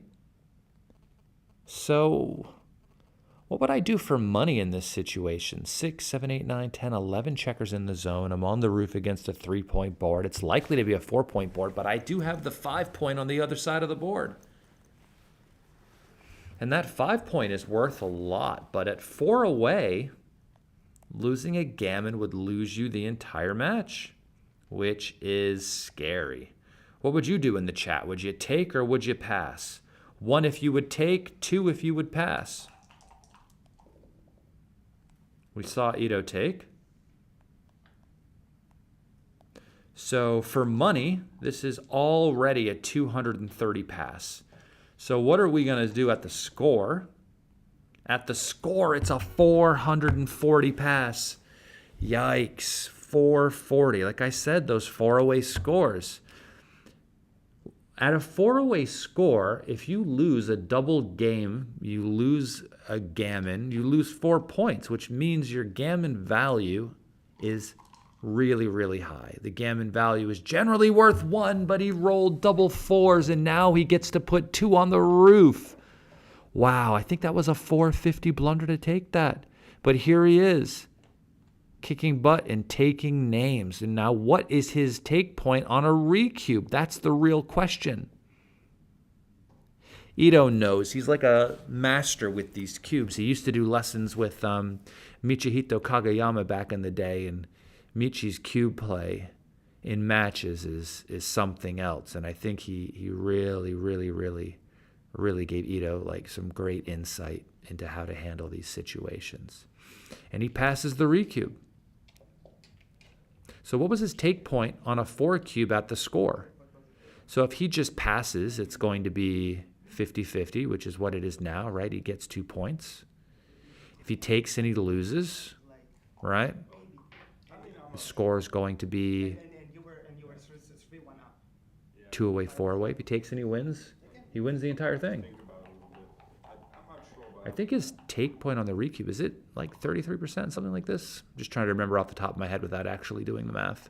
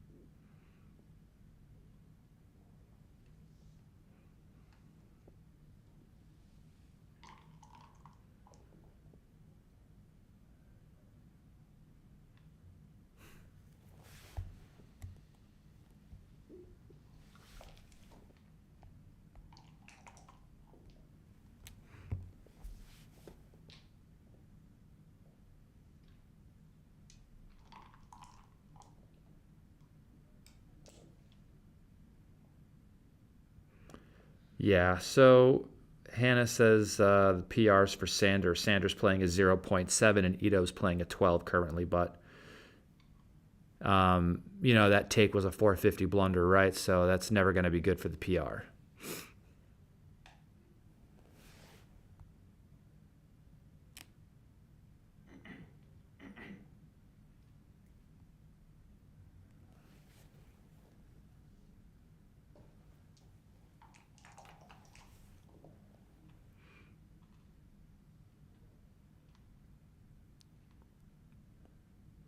Wow, 4-2.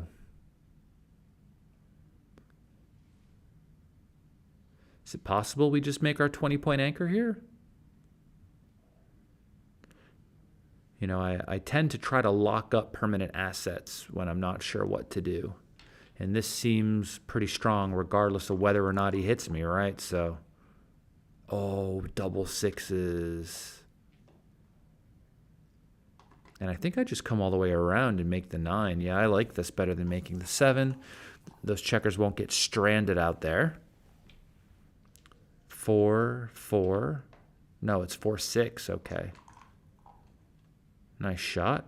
6-5 just comes in and out. Oh, the dice was cocked.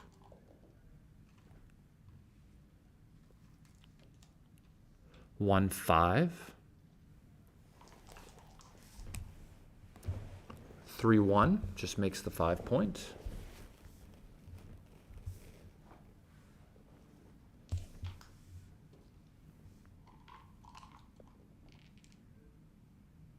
And 4-2 comes out and hits. It's a great shot. You could point on him, but I think it's better to try to fight to escape. And the 4-1 enters and hits back. 4-4. Wow. We just have to play everybody down, huh? Or we can make the 2? Yeah,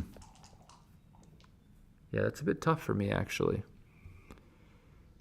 I don't love making the 2 point here, but, we gain on this number for sure, the 5-1. I think they should still just make the 7, though. You have a double anchor game, and so you're not so worried.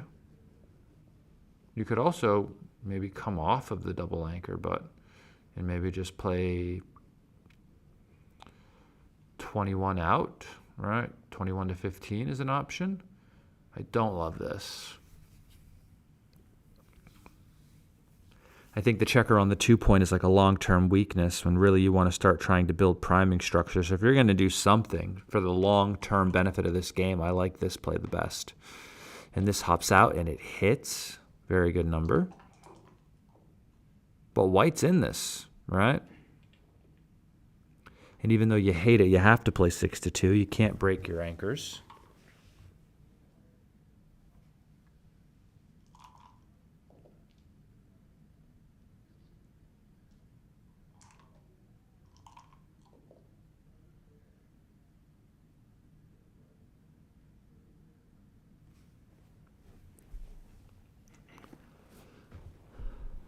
Double threes.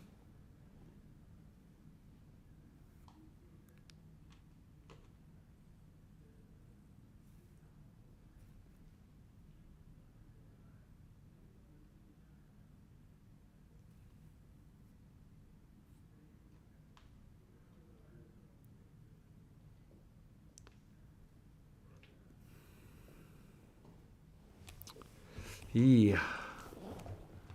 I'm not sure about that last one.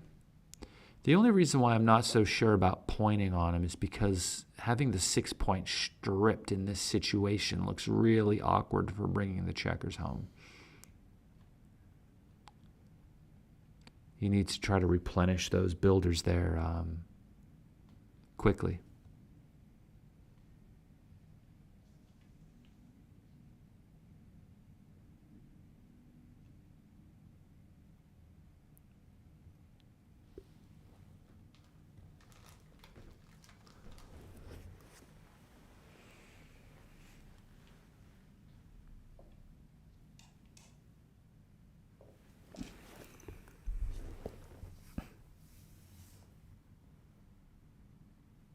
I don't see a problem with just putting it on the 5 and just coming all the way around.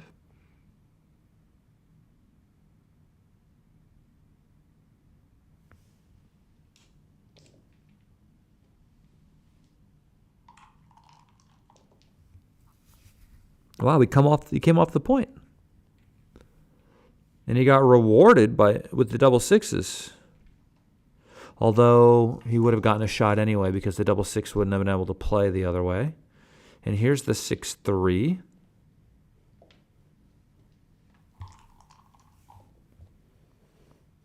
I mean, if Sander made the play, it's probably right, and I'm wrong. I just didn't see that as a viable option at the moment.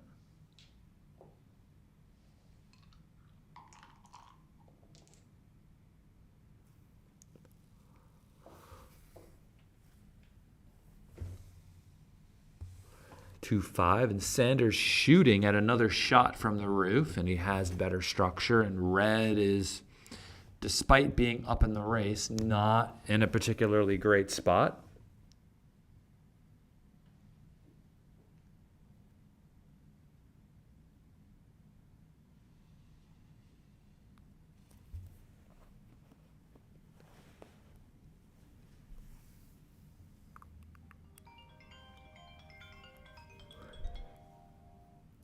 He's thinking about the cube at the 4-way score.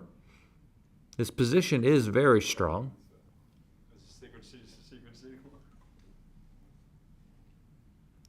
But if he doesn't roll that ace, he's just in a losing race. Red could get out and just around and maybe find themselves with a pretty decent game getting around, right? So I'm not sure.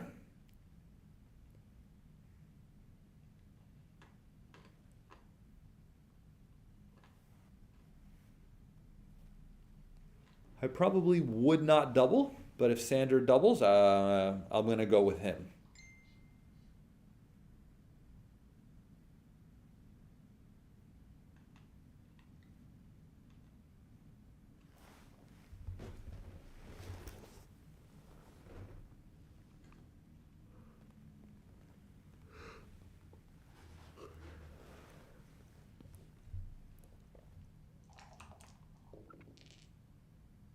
One, 2, legal, very much legal. You could get rid of the 3, 6, and 4, 5, which is what he does.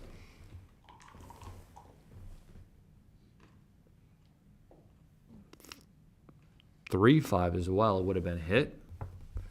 And now he's ready.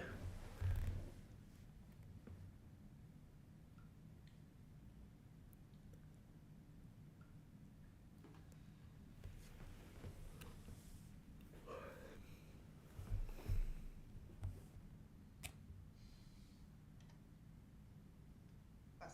No.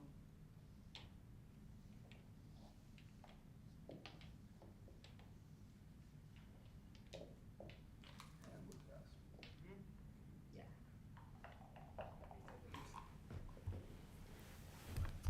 5, 5. 1, 5, all right. Ito wins the opening roll. Plays the standard 24, 23, 13, 8. 6, 5 just runs.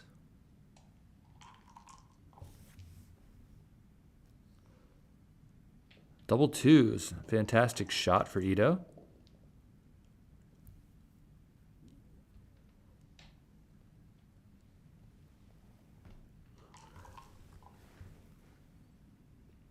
What is this? 6, 6. Okay. So this game is either over or it's too good. Double ones. Wow. Except, I guess, after that roll, I mean, now you've got 2 checkers back behind a 4 prime, and he only has 1 back behind a 5 prime. 6, 3, 2 down.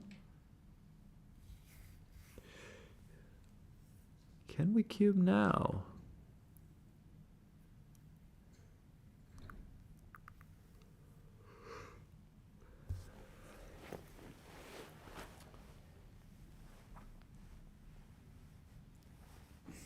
So it feels very takeable, right? I mean, I think at least we've got 2 guys back still. There's no guarantee he makes the 6 prime. And there's no guarantee he gets out. He could just roll a number like 4, 3 or something, so.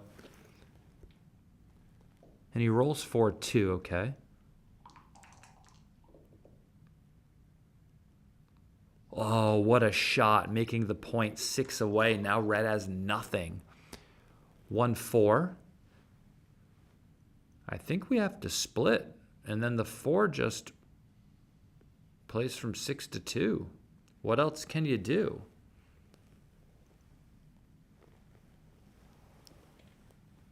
What? Why would you break your prime? Just split and let your... And white has too much time for you to do this, I think. White has too much time for you to do this. I think I would just split and play 6 to 2, you know? Keep my 5 prime. Now, I mean, white can just escape, and you can't.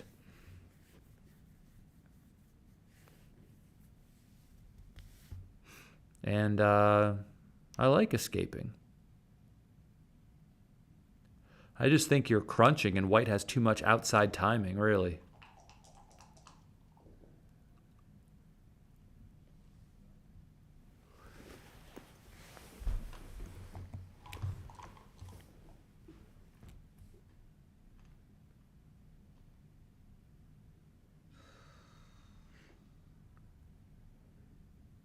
Anyone put in that 4-1? I'd like to see that play, please.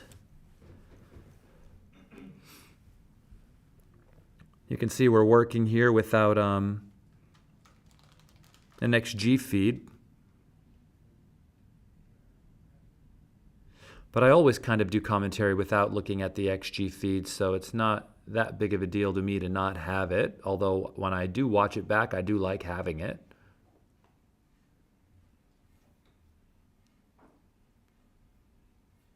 So if anyone's transcribing there,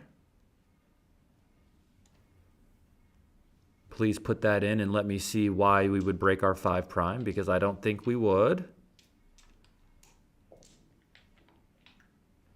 I like 5 primes.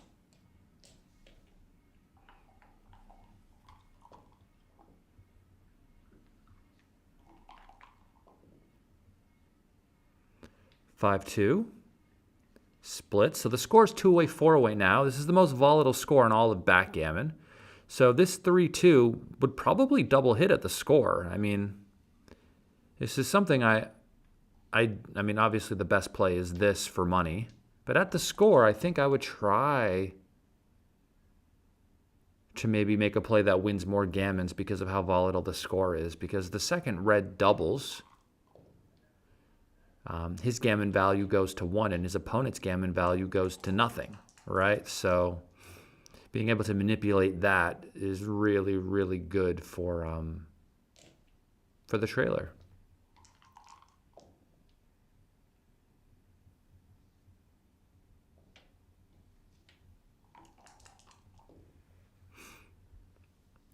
Six-five runs all the way. Sanders doing good now, but he's nowhere near a double yet.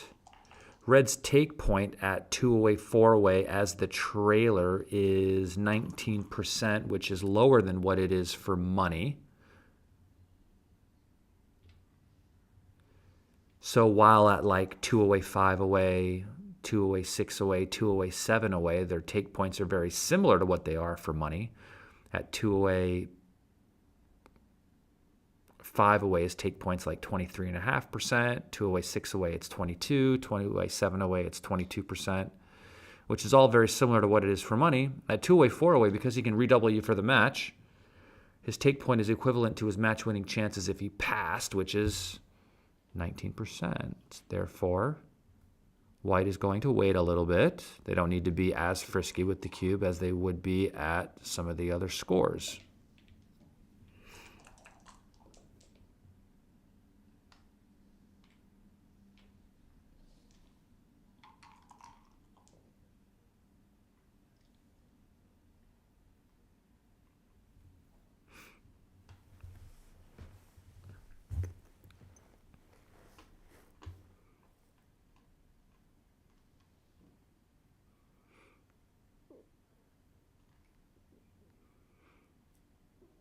Five-two for red, thinking about whether or not he should run off the 20.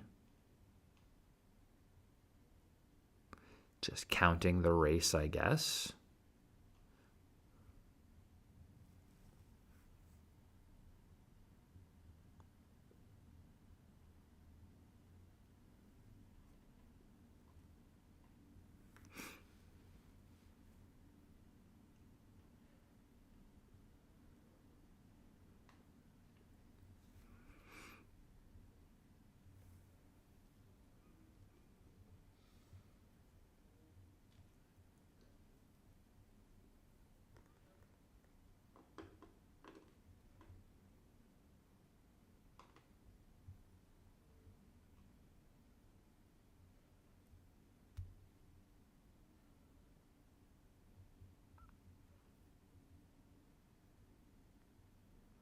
All right, what's the question here? I forgot what day and time it is. What's happening here?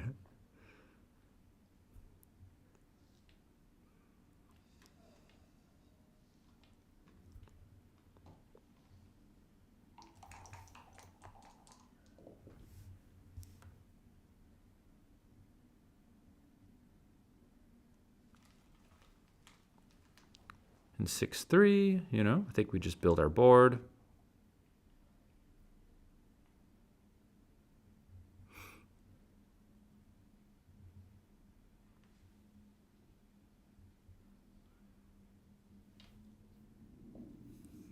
Yeah, I like that play. Making both points, getting ready for the contact. And hey, that's me. If anyone out there is interested in lessons, feel free to send me an email. Follow my YouTube channel. Smash the like button on this video.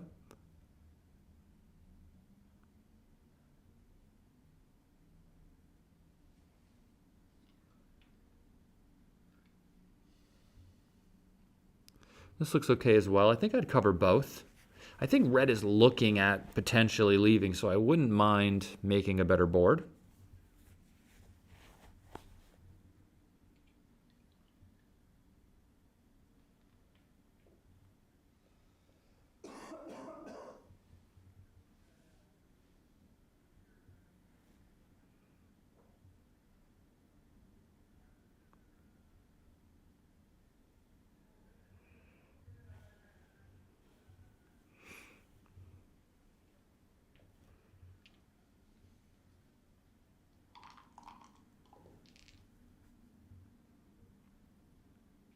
6-1 and play 8-7. Yeah, this looks reasonable.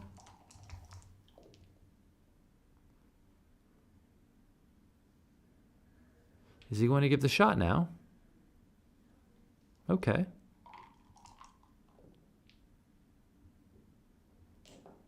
I guess in this instance it's just 6-2 and 5-3. I'm not sure I would have given it, but it's probably okay because Sander did it.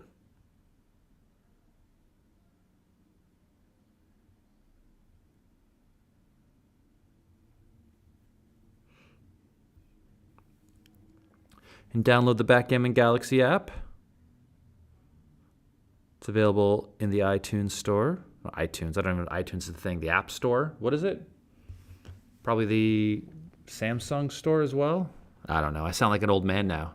You know those apps? When I was a kid, apps were appetizers.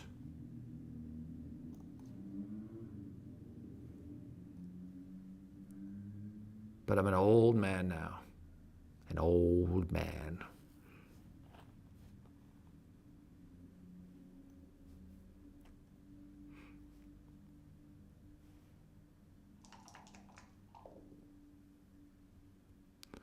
Double ones brings this checker to safety.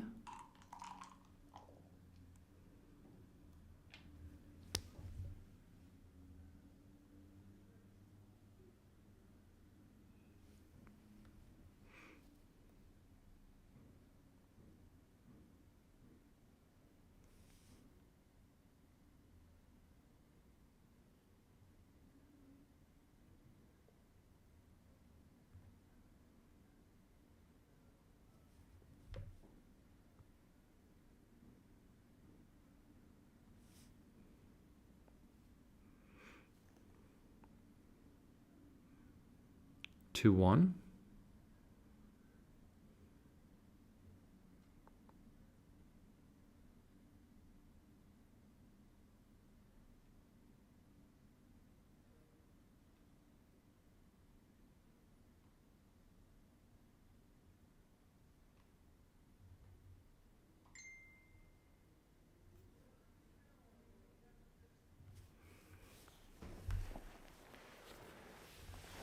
What's going on here? Oh, he's already made his play and hit the clock, and Sanders thinking about the cube. Okay.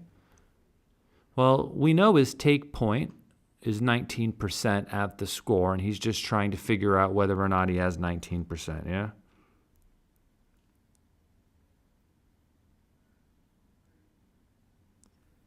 So what is his racing lead? So 68, 71, 81, 86, 90 for white.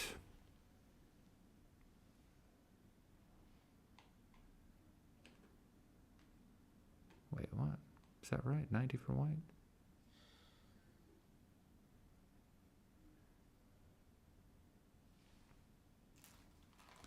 $98 for the other side? So is it only 8 pips?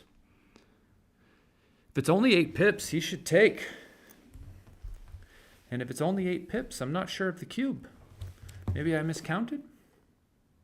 Let me see what XG Mobile says here for the pip count.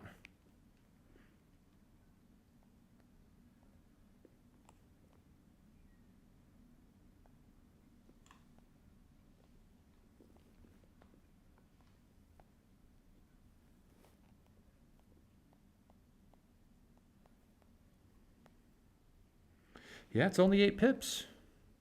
I don't even think this is a cube at the score. 2-way, 4-way. Let me put the, yeah, it's a massive no double. Is this really, Sander really doubled this?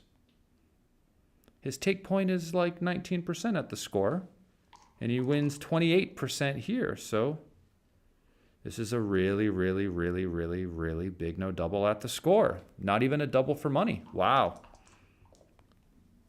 Hannah, how big of a mistake was it? Please let us know. I don't want to say XG Mobile numbers because XG Mobile is not that good.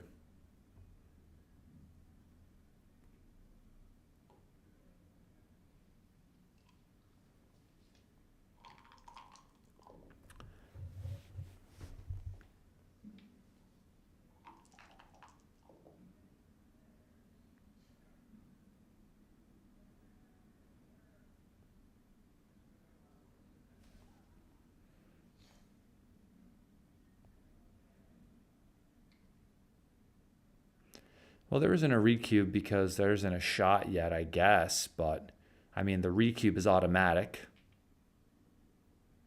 It's possible he could roll double sixes and then lose his market, right? So he probably should redouble immediately just in case he rolls something really good.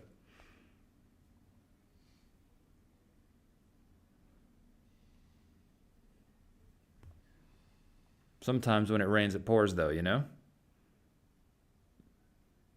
Sometimes when it rains, it pours.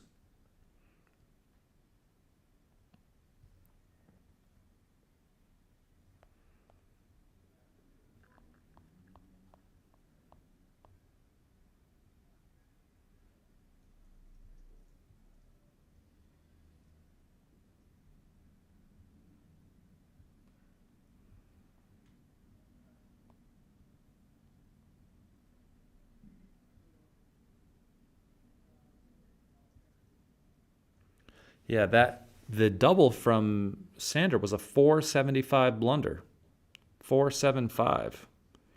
Not good for the PR.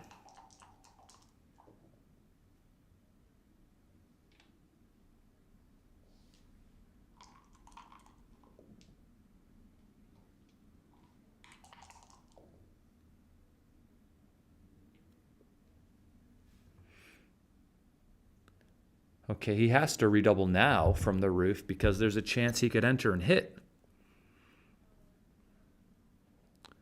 So he has to redouble now. Just waiting for a market loser. Yeah, that's because you're good and smart. Fans. Anything. 4-1 just brings it in.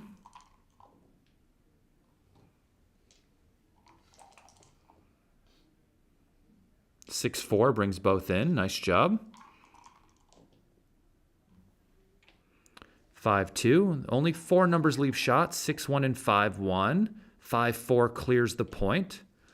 And it looks like Sander, barring some really big numbers from Ito, is going to win this match. And depending on what the 475 mistake did for the PR, he might win the PR as well. I'd like to get a final update on the PRs in the chat at the end of the match, if you wouldn't mind. 4-3. Thank you, Hannah, for keeping up with the transcription. Oh, to be young again and to be fast.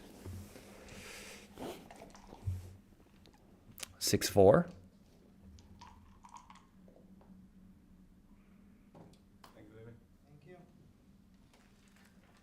Don't have a good feeling about this team.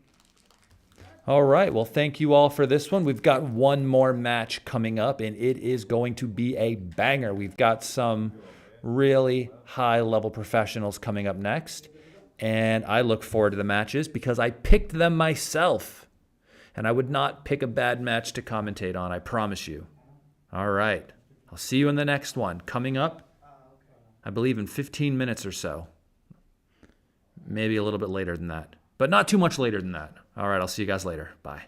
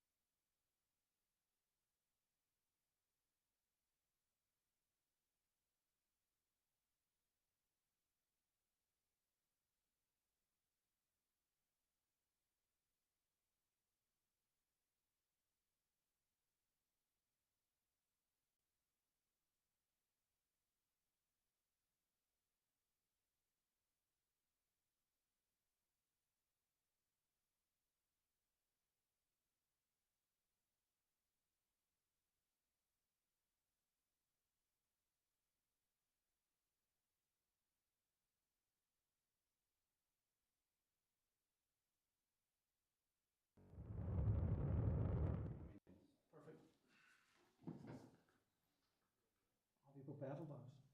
Yeah.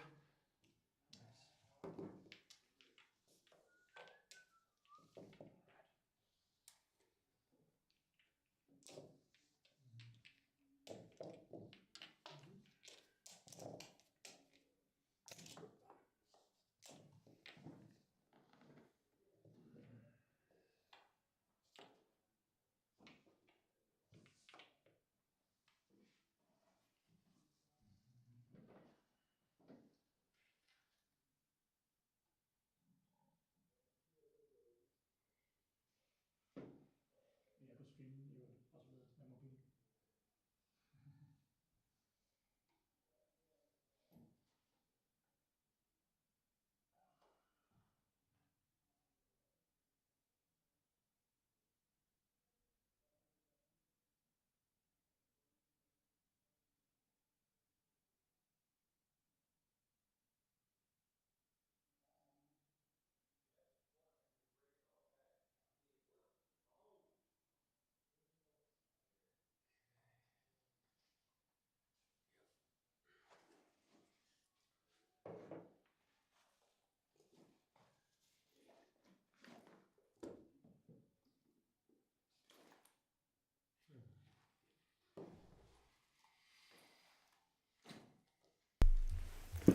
All right, it looks like we are back. We have Jakob Rasmussen. He's the gentleman that I played in the finals of the Nordic Open's version of the same tournament last year here in the finals of the, what is it? What did they call it? Whatever. Who knows? I know I lost, though, in the finals. I made some ridiculous play that I have nightmares about to this very day, which means I'll never forget the position, which is good. You know, that's the thing. Everybody makes mistakes when you play backgammon. It's just no way around it. And the difference between your good players and your average players is that the good players look at their mistakes and they try to learn from them every time they play, you know. They play a match, and I mean, when I play matches online, the idea is to try to generate mistakes, try to generate positions, and then just cross-reference them and check them with other games that I've played and just try to reinforce. And day by day, you know, the more positions you look at critically, the better you get over time, right? And so the field just gets stronger and stronger year by year. Players just get better and better because they just have the mindset that, hey, I'm just going to learn from my mistakes. It just is what it is. It's inevitable that mistakes are going to be made. You just try to not make the same one too many times, right? And that's how improvement works in this game. Just keep it moving. It is impossible to not make mistakes. And so we make them, and then we just try to not make the same ones twice. That's all. So Dirk Schiemann is not here this year, but we're trying to get the biggest and the best names we can on this stream for you all. So having Michi on the stream now with Jakob Rasmussen is a big deal. But no, there is no Dirk in the house this year, which is too bad. Everybody loves Dirk, myself included. This 2-3 should double hit, of course. Hit on the 4, hit on the 1.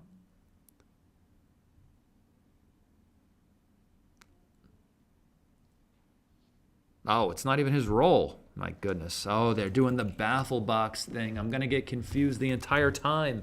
It's always going to be on the same side. No.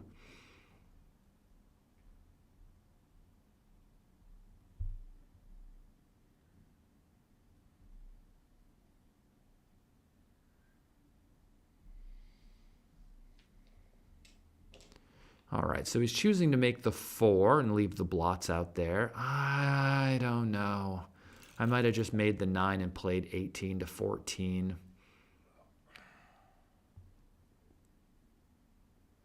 Yikes.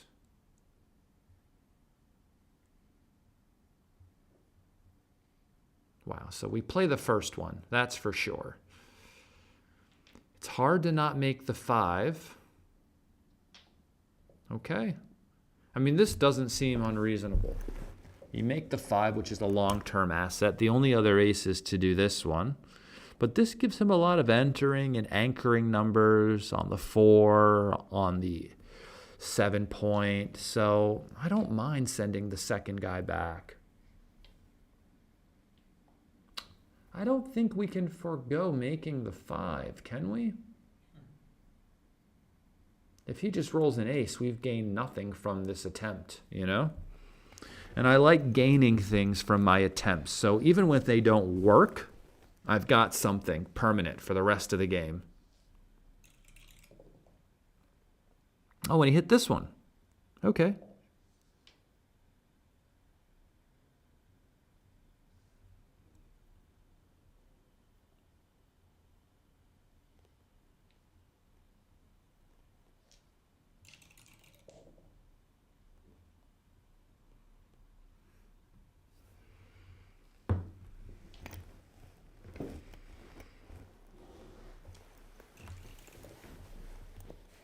Double 4s, okay, so these first 2 are clear. We're going to make the 2 point. Or is it not clear? Maybe we could make the 5 and then hit loose on the deuce. Yeah. I get a little hasty in my old age. I think that is way better, actually, making the 5 and then hitting loose on the deuce point. Way better. Good. Very nice play. 2-1, properly punished.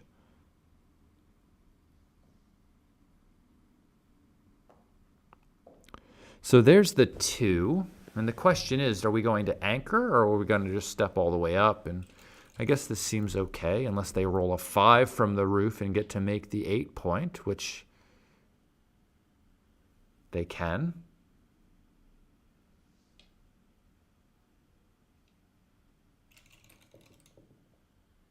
Now they're a bit blocked in.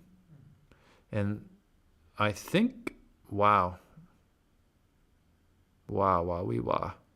So, I mean, I'm looking at my 5 to come out like immediately, but is that crazy? Do I just hit and come out? Or do I double hit? Yeah, I mean, this was my first instinct sort of play, was just to hit and come out.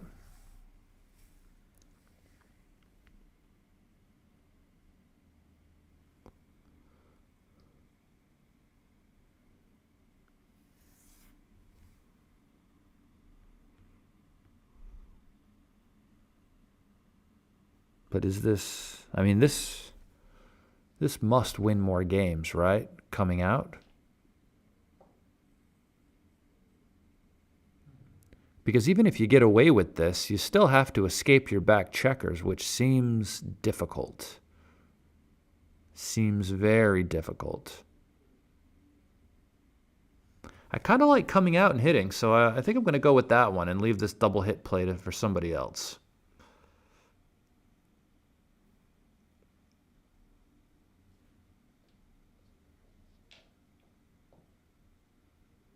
Michi goes this way. Seems okay, I guess. I mean, I don't know. I don't have an XG feed.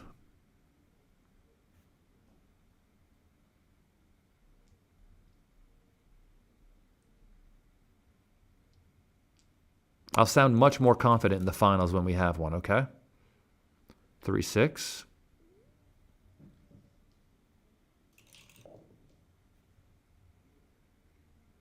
Because I think I'm right, then I watch Michi do something else, right? And then I think I'm wrong.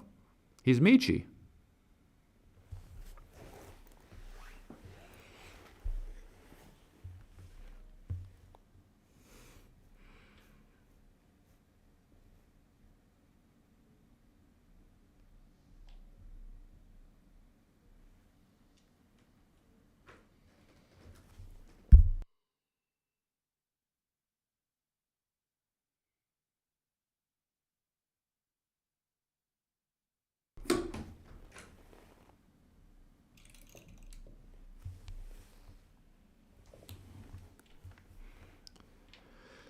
Two, 3. It's a nice fighting roll.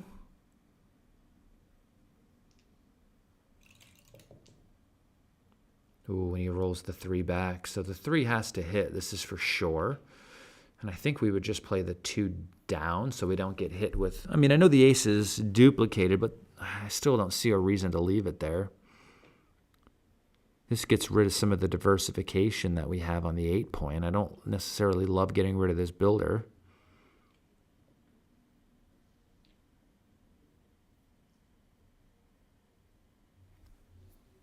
Yeah, so this would have been my play. 1-5, and this hits and comes out from the 23.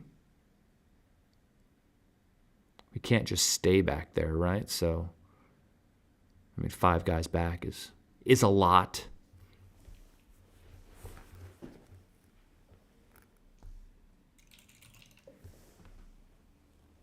Double fours fans. All right, and double, right? Yeah. And, whew, it's got 4 guys back. You have an anchor.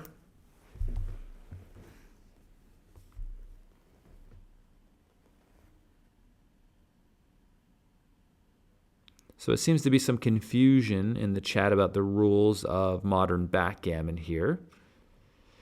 So Michi is allowed to move his checkers around the board, place them where he wants to kind of look at a play, and then put them back if he doesn't like it. The move is only finalized once the clock is hit. So unless Michi has hit the clock, he hasn't confirmed his play yet, and he can continue to look at and do whatever he wants.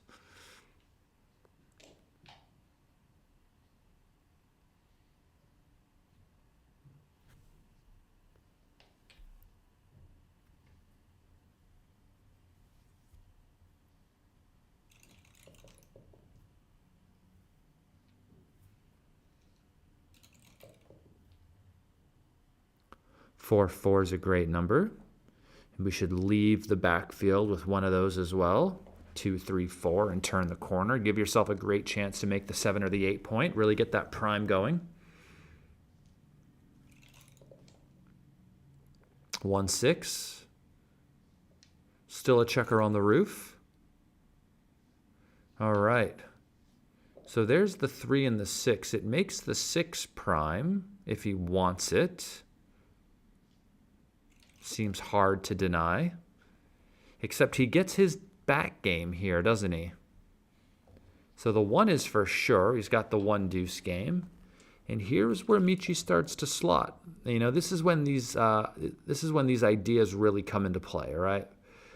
We want to slot the points we need to make next. We have 5 checkers back. We need to be as efficient as possible. And one of the things about White's position here is that they might not even want to hit that checker. Because what might happen is red might start to fan or not enter, and that could really help them time this game, which I don't really think he has the time for now. In an ace-deuce game, you want to be down like 90, 100 pips. You want to be down even more sometimes just to make sure you have the ability to kind of time this game, which is why Michi's looking at these really big plays. He sees that he doesn't have the time to play this, and he wants to be hit back, hoping that he doesn't enter and fans, which would help him get down 90, get down 100 pips, which is what he needs in order to play this game the most effectively. All right, he can't just try to do the normal thing of close the point, hit him loose on the inner board just one time, because there's no way to get out. You're behind a 6 prime. The cube is on Michi's side. He's holding it.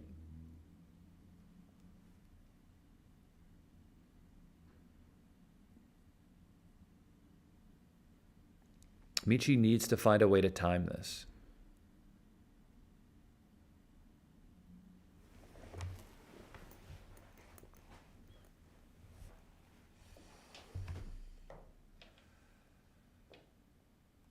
And he goes for it. And he knows that in a competition like this, moves like this are either right or they're wrong, all right? And he's worried about them being wrong, of course, because a really big play like this could be a PR killer.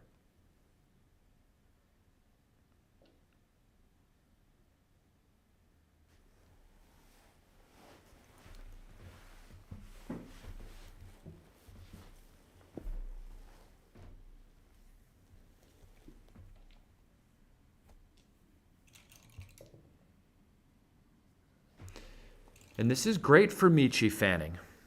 He doesn't want to enter. He wants to sit there till the cows come home. Because he's losing a gammon if he loses this game anyway.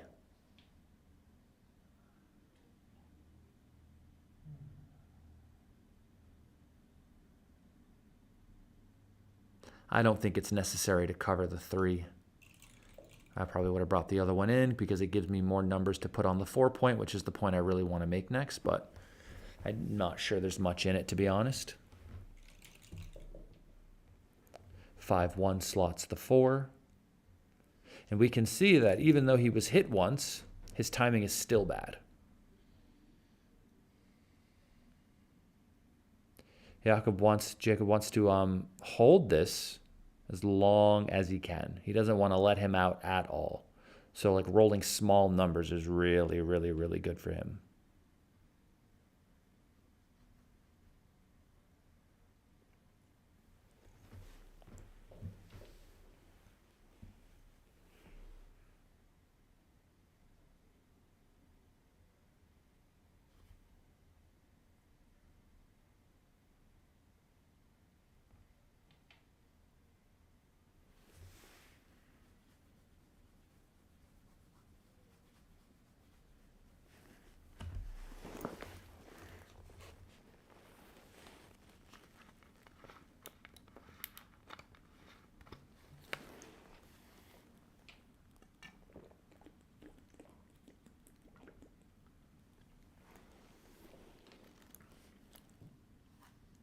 Double 2s, I mean, it seems okay. Just bring it in. Bring it in, bring it in.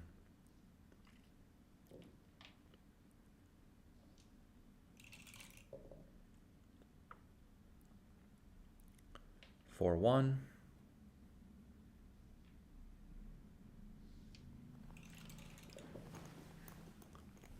Six, 1. What a great shot. You only get to play the ace. It gives Red the opportunity to crunch even more, and this is the worst number you could possibly roll. Everything just moves.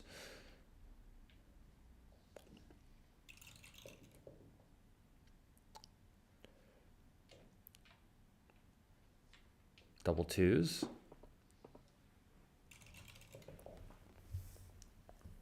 6-1 comes out from the back, and I guess you can just remake your board. You've only killed 1 checker, so I mean, your game isn't completely done, but you don't like the fact that the 6 and the 5 are gone and you have the 1 point made, right? Like having the 1 point made is really, really, really bad in these back game sort of situations because you would have hoped, of course, to have gotten the shot with the 1 point open. That way when you hit him, there's a chance you get him trapped.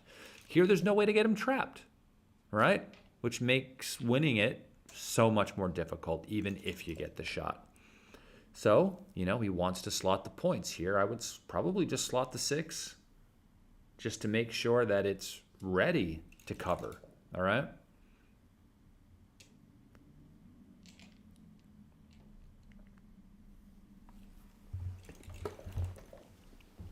Four, 4, okay. So we have to come off with one of these guys here. That way he has a bad 2 to play. 6-1, no bad numbers yet. I mean, no bad rolls yet. I mean, there were bad numbers.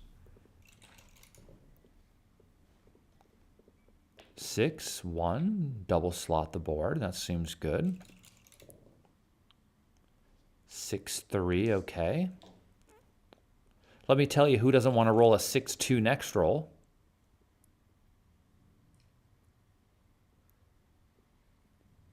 Three and then no cover. Why aren't you covering? You could play the 3 and then the 6 and make the 5 point. That way if he rolled the 2, he would have had to have split and left a double shot and you'd have a board. Here we have to come off.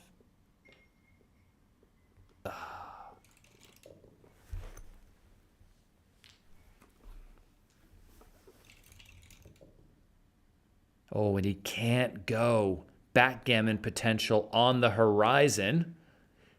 Backgammon potential on the horizon. If he doesn't roll a 1 or a 2, it's an instant backgammon. And he rolls a 6-4 and the BG is in the books. Well, this could be a really fast one, ladies and gentlemen.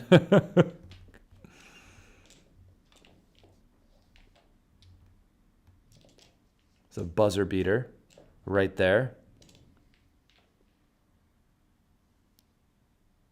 What's 6 points between friends, you know?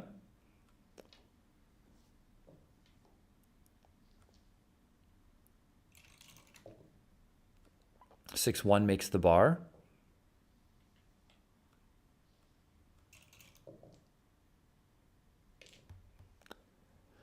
Four. Honestly, I think I would make the 9 and just step up 24-20. I don't like leaving all these blots around. I don't think this is good. Just to make the 4. You didn't make anything new. You just switched a bunch of points around, right? So make the 9 and just step up.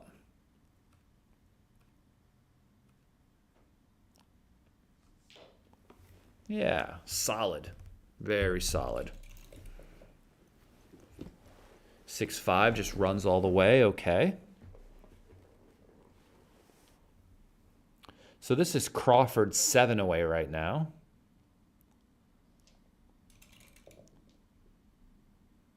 Five four makes the outside point. This is a great number. No, Jacob Rasmussen didn't play I mean, okay, so he did play a 20 PR, but his PR wasn't a 20 because of the play. He timed out in his first match. And when you lose on time, they add a resign error to your final PR tally because you lost a ton of equity because of the clock. PR is your performance rating, and your performance rating is based on your play versus what the computer would have done in the exact same situation. So if the computer had the exact same positions and the exact same roles you did, how would it have played it versus how you played it, right? And those two things could be very different, unfortunately. A 5. Very critical, that 5. And I guess, I mean, the efficient play is from 6 to 4. I could probably see myself playing 6 to 4, but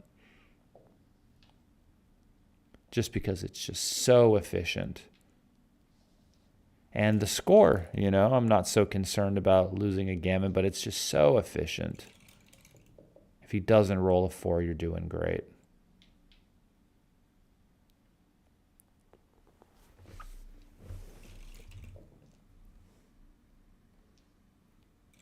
The analysis is all done off-site, so they have the videos, and what has to happen first is they have to then upload the videos to the internet, where the transcribers then get to watch the videos. There's a bunch of different transcribers, right? And they have to watch the videos and then watch the entire match back and do the transcriptions on those, right? And so there's a team of people. I'm not sure how many people are on Mate's team, but they then have to watch all of the matches that were just played in the previous round and transcribe them again. So it does take quite a long time, and they work diligently to try to get it all done. And it is just a very difficult and time-consuming thing to do, for sure.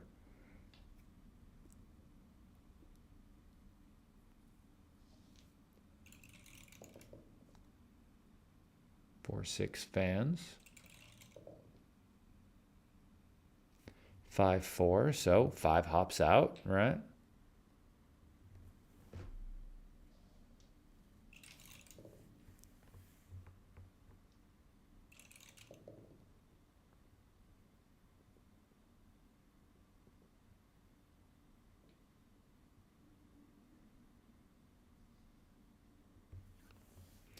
I look forward to seeing the PR updates on the matches previously played as well. Very interested. You know, to me, who wins or loses is, you know, it's very much determined by the dice. So to see how somebody handled the positions and how they played them, what their PR was, how much they understood when they were playing the positions they were given is what I think a lot of professional players or professional level players find to be really interesting, right? This game, once you see the depth to it, opens up a whole different world that most people don't see in backgammon until they get introduced to the way that we play.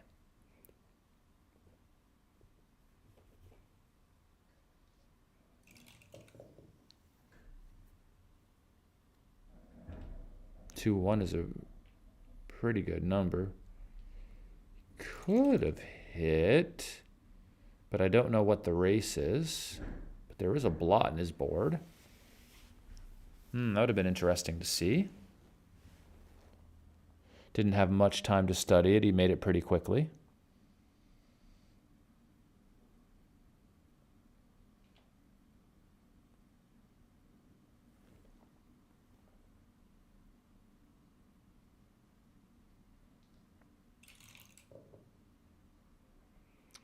Well, I would say that's a pretty good number. That gets to hit and cover and come down and come in. This leaves a shot with double six, though. Was there a way to do it another way where it didn't leave a shot with double six?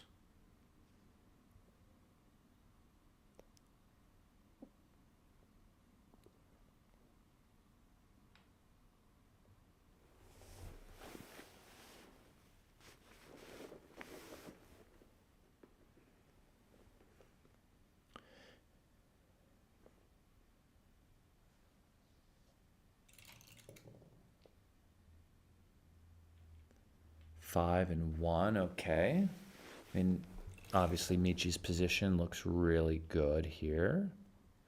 There were a few bad rolls, but 6-1 was perfect.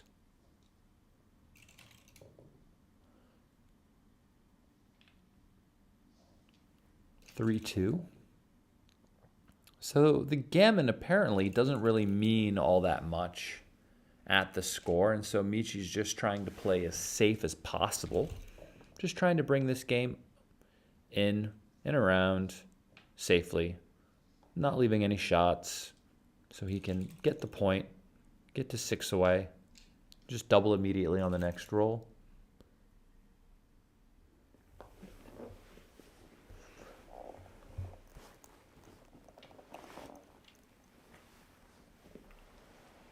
And Jacob will try to save the gammon, but it doesn't really change his match-winning chances much, losing this extra point.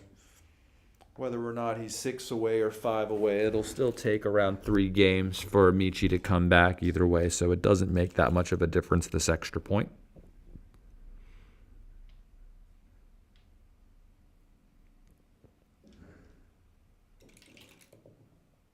But for practice, he's still trying to play it as correctly as possible, as if the point did matter. Why not use this opportunity to practice your gammon saving technique, right?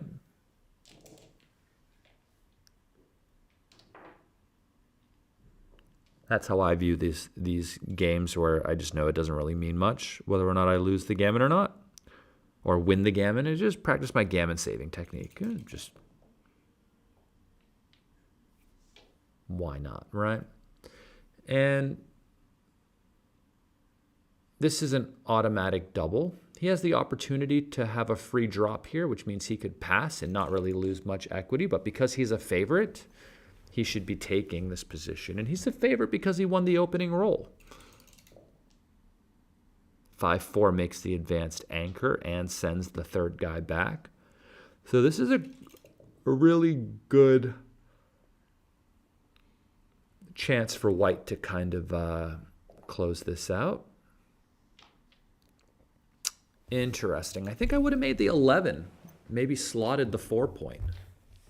I think making the 11 might be a bit more beneficial in this position than making the 4 because they have an advanced anchor, and making the 11 point blocks the checkers that are on the 20, keeps them from leaving, right? But maybe not. But it seemed like a reasonable idea. Double fives. How rude. So Michi would love to make a double anchor from the roof after this hit. Wow, look at this play. Putting 2 on the roof. So, I mean, putting 2 on the roof doesn't seem that bad, but the position looks a bit awkward to me. I don't know why I like this one a little bit better, but I do. I think it just wins more games, right? I mean, Jacob doesn't need to blitz Michi because he can't win an extra point.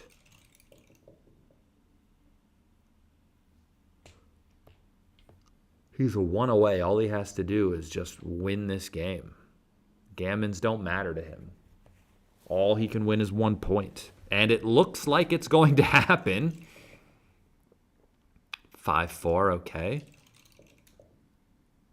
This should attack on the 1 point. He does not want him to anchor here at all.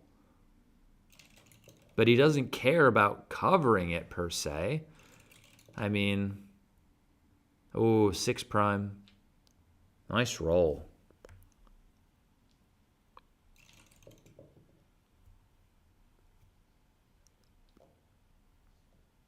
Two, 2-1.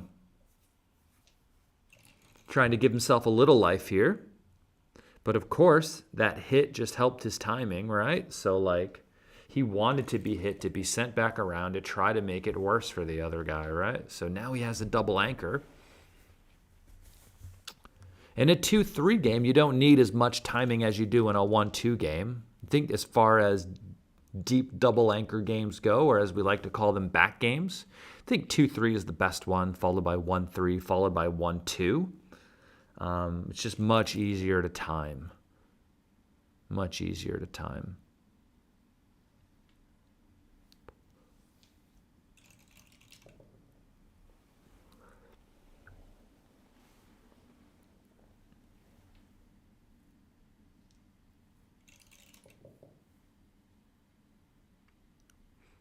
Three, and you could even play 13-11 here, right? It's not like you're upset about being hit with an ace.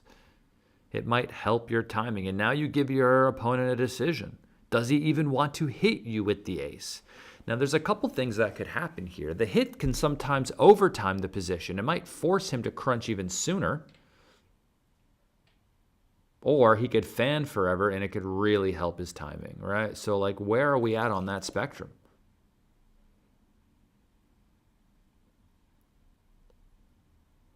If you're going to do this, your 5 just slots the 3 point. No. If you're going to do this ace, you should just slot the 3. Get all your ducks in a row. Get ready to build your prime and cover. Nothing's going to give you a shot this roll anyway, right? So here, you could just go to the 1 point. This is kind of what you want anyway, is just to go to the 1. You want to use your pips up before you have to start breaking your outside points, right? So doing this and then playing whatever it is, 10-6, is not generally the move, I think. Even though it looks okay. I just think the bot generally prefers to use the pips behind.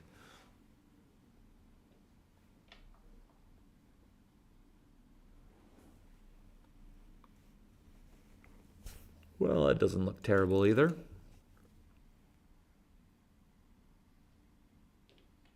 One, 2, slot the bar. I would probably slot the bar, then slot the 2. But maybe this is fine. I mean, yeah, I mean, you can immediately punish shots with this play. So yeah, I think this is okay.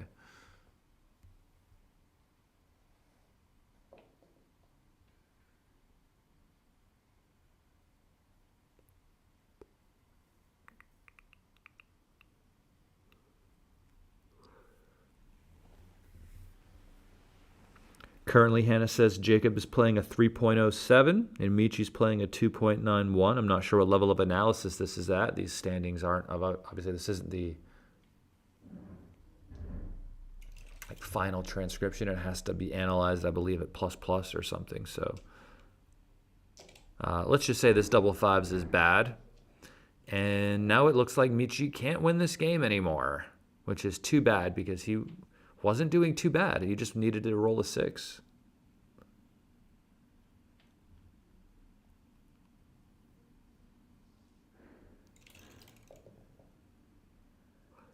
Double ones. Nice little roll. He only has one dead checker so far, but he really needs a 6. And here Jacob is rolling double 2s in the same spot again, being able to clear both of these points without any trouble at all. I don't think there can be a problem with this. I think I would rejoice when seeing this. Jump out the window almost. But he sees the problem is with his 3s in the future. He can't really afford to roll too many of them immediately, because he'll start stripping the 4-point.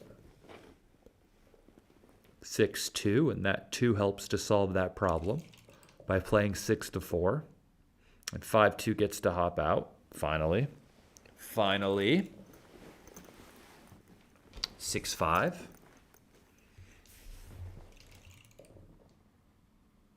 Two one, a small one. That's good. And this is the first shot leaving potential. There it is. Oh no, he just gets to clear it. Wow, what a shake. Great roll. 5-2, we have to come off the forward point, give him a 2 that'll hit us. That way we get a shot instead of, if we don't do this, every 2 will not have to be played. 4-3.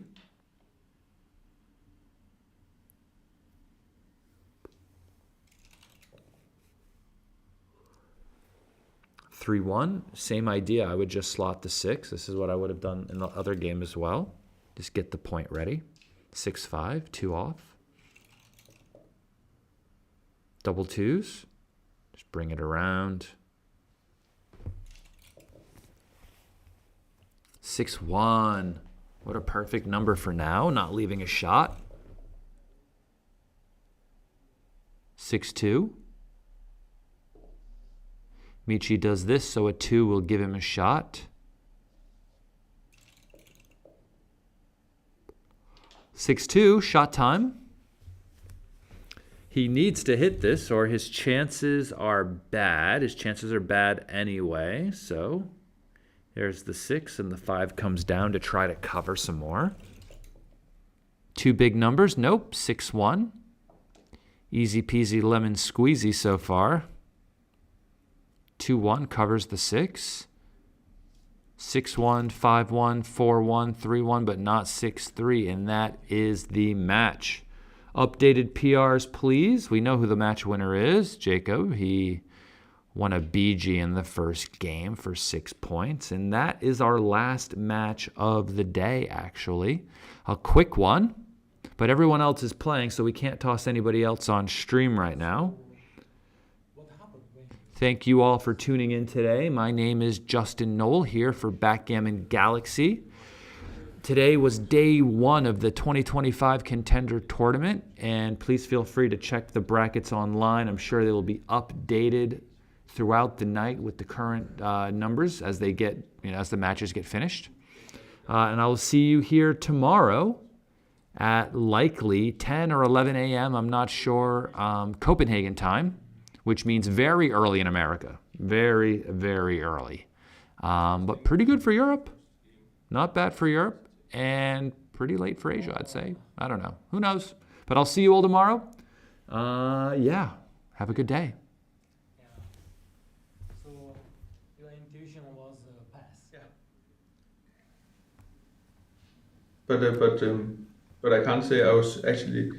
Check out my website, backgammonuniversity.com. Download the Backgammon Galaxy app. And if you haven't talked to some member of your family for a while, feel free to give them a call.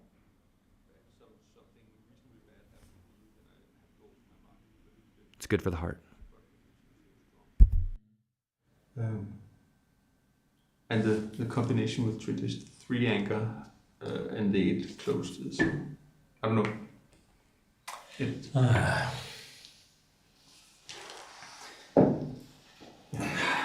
Well, So, thanks, yeah, Michi. yeah, Pleasure. thank you. Yeah. All right. So we see the analysis. I don't have the analysis here. But, Someone is watching the video, like the stream, and they are like going to transcribe it. Okay. And eventually we will have the analysis. Alright.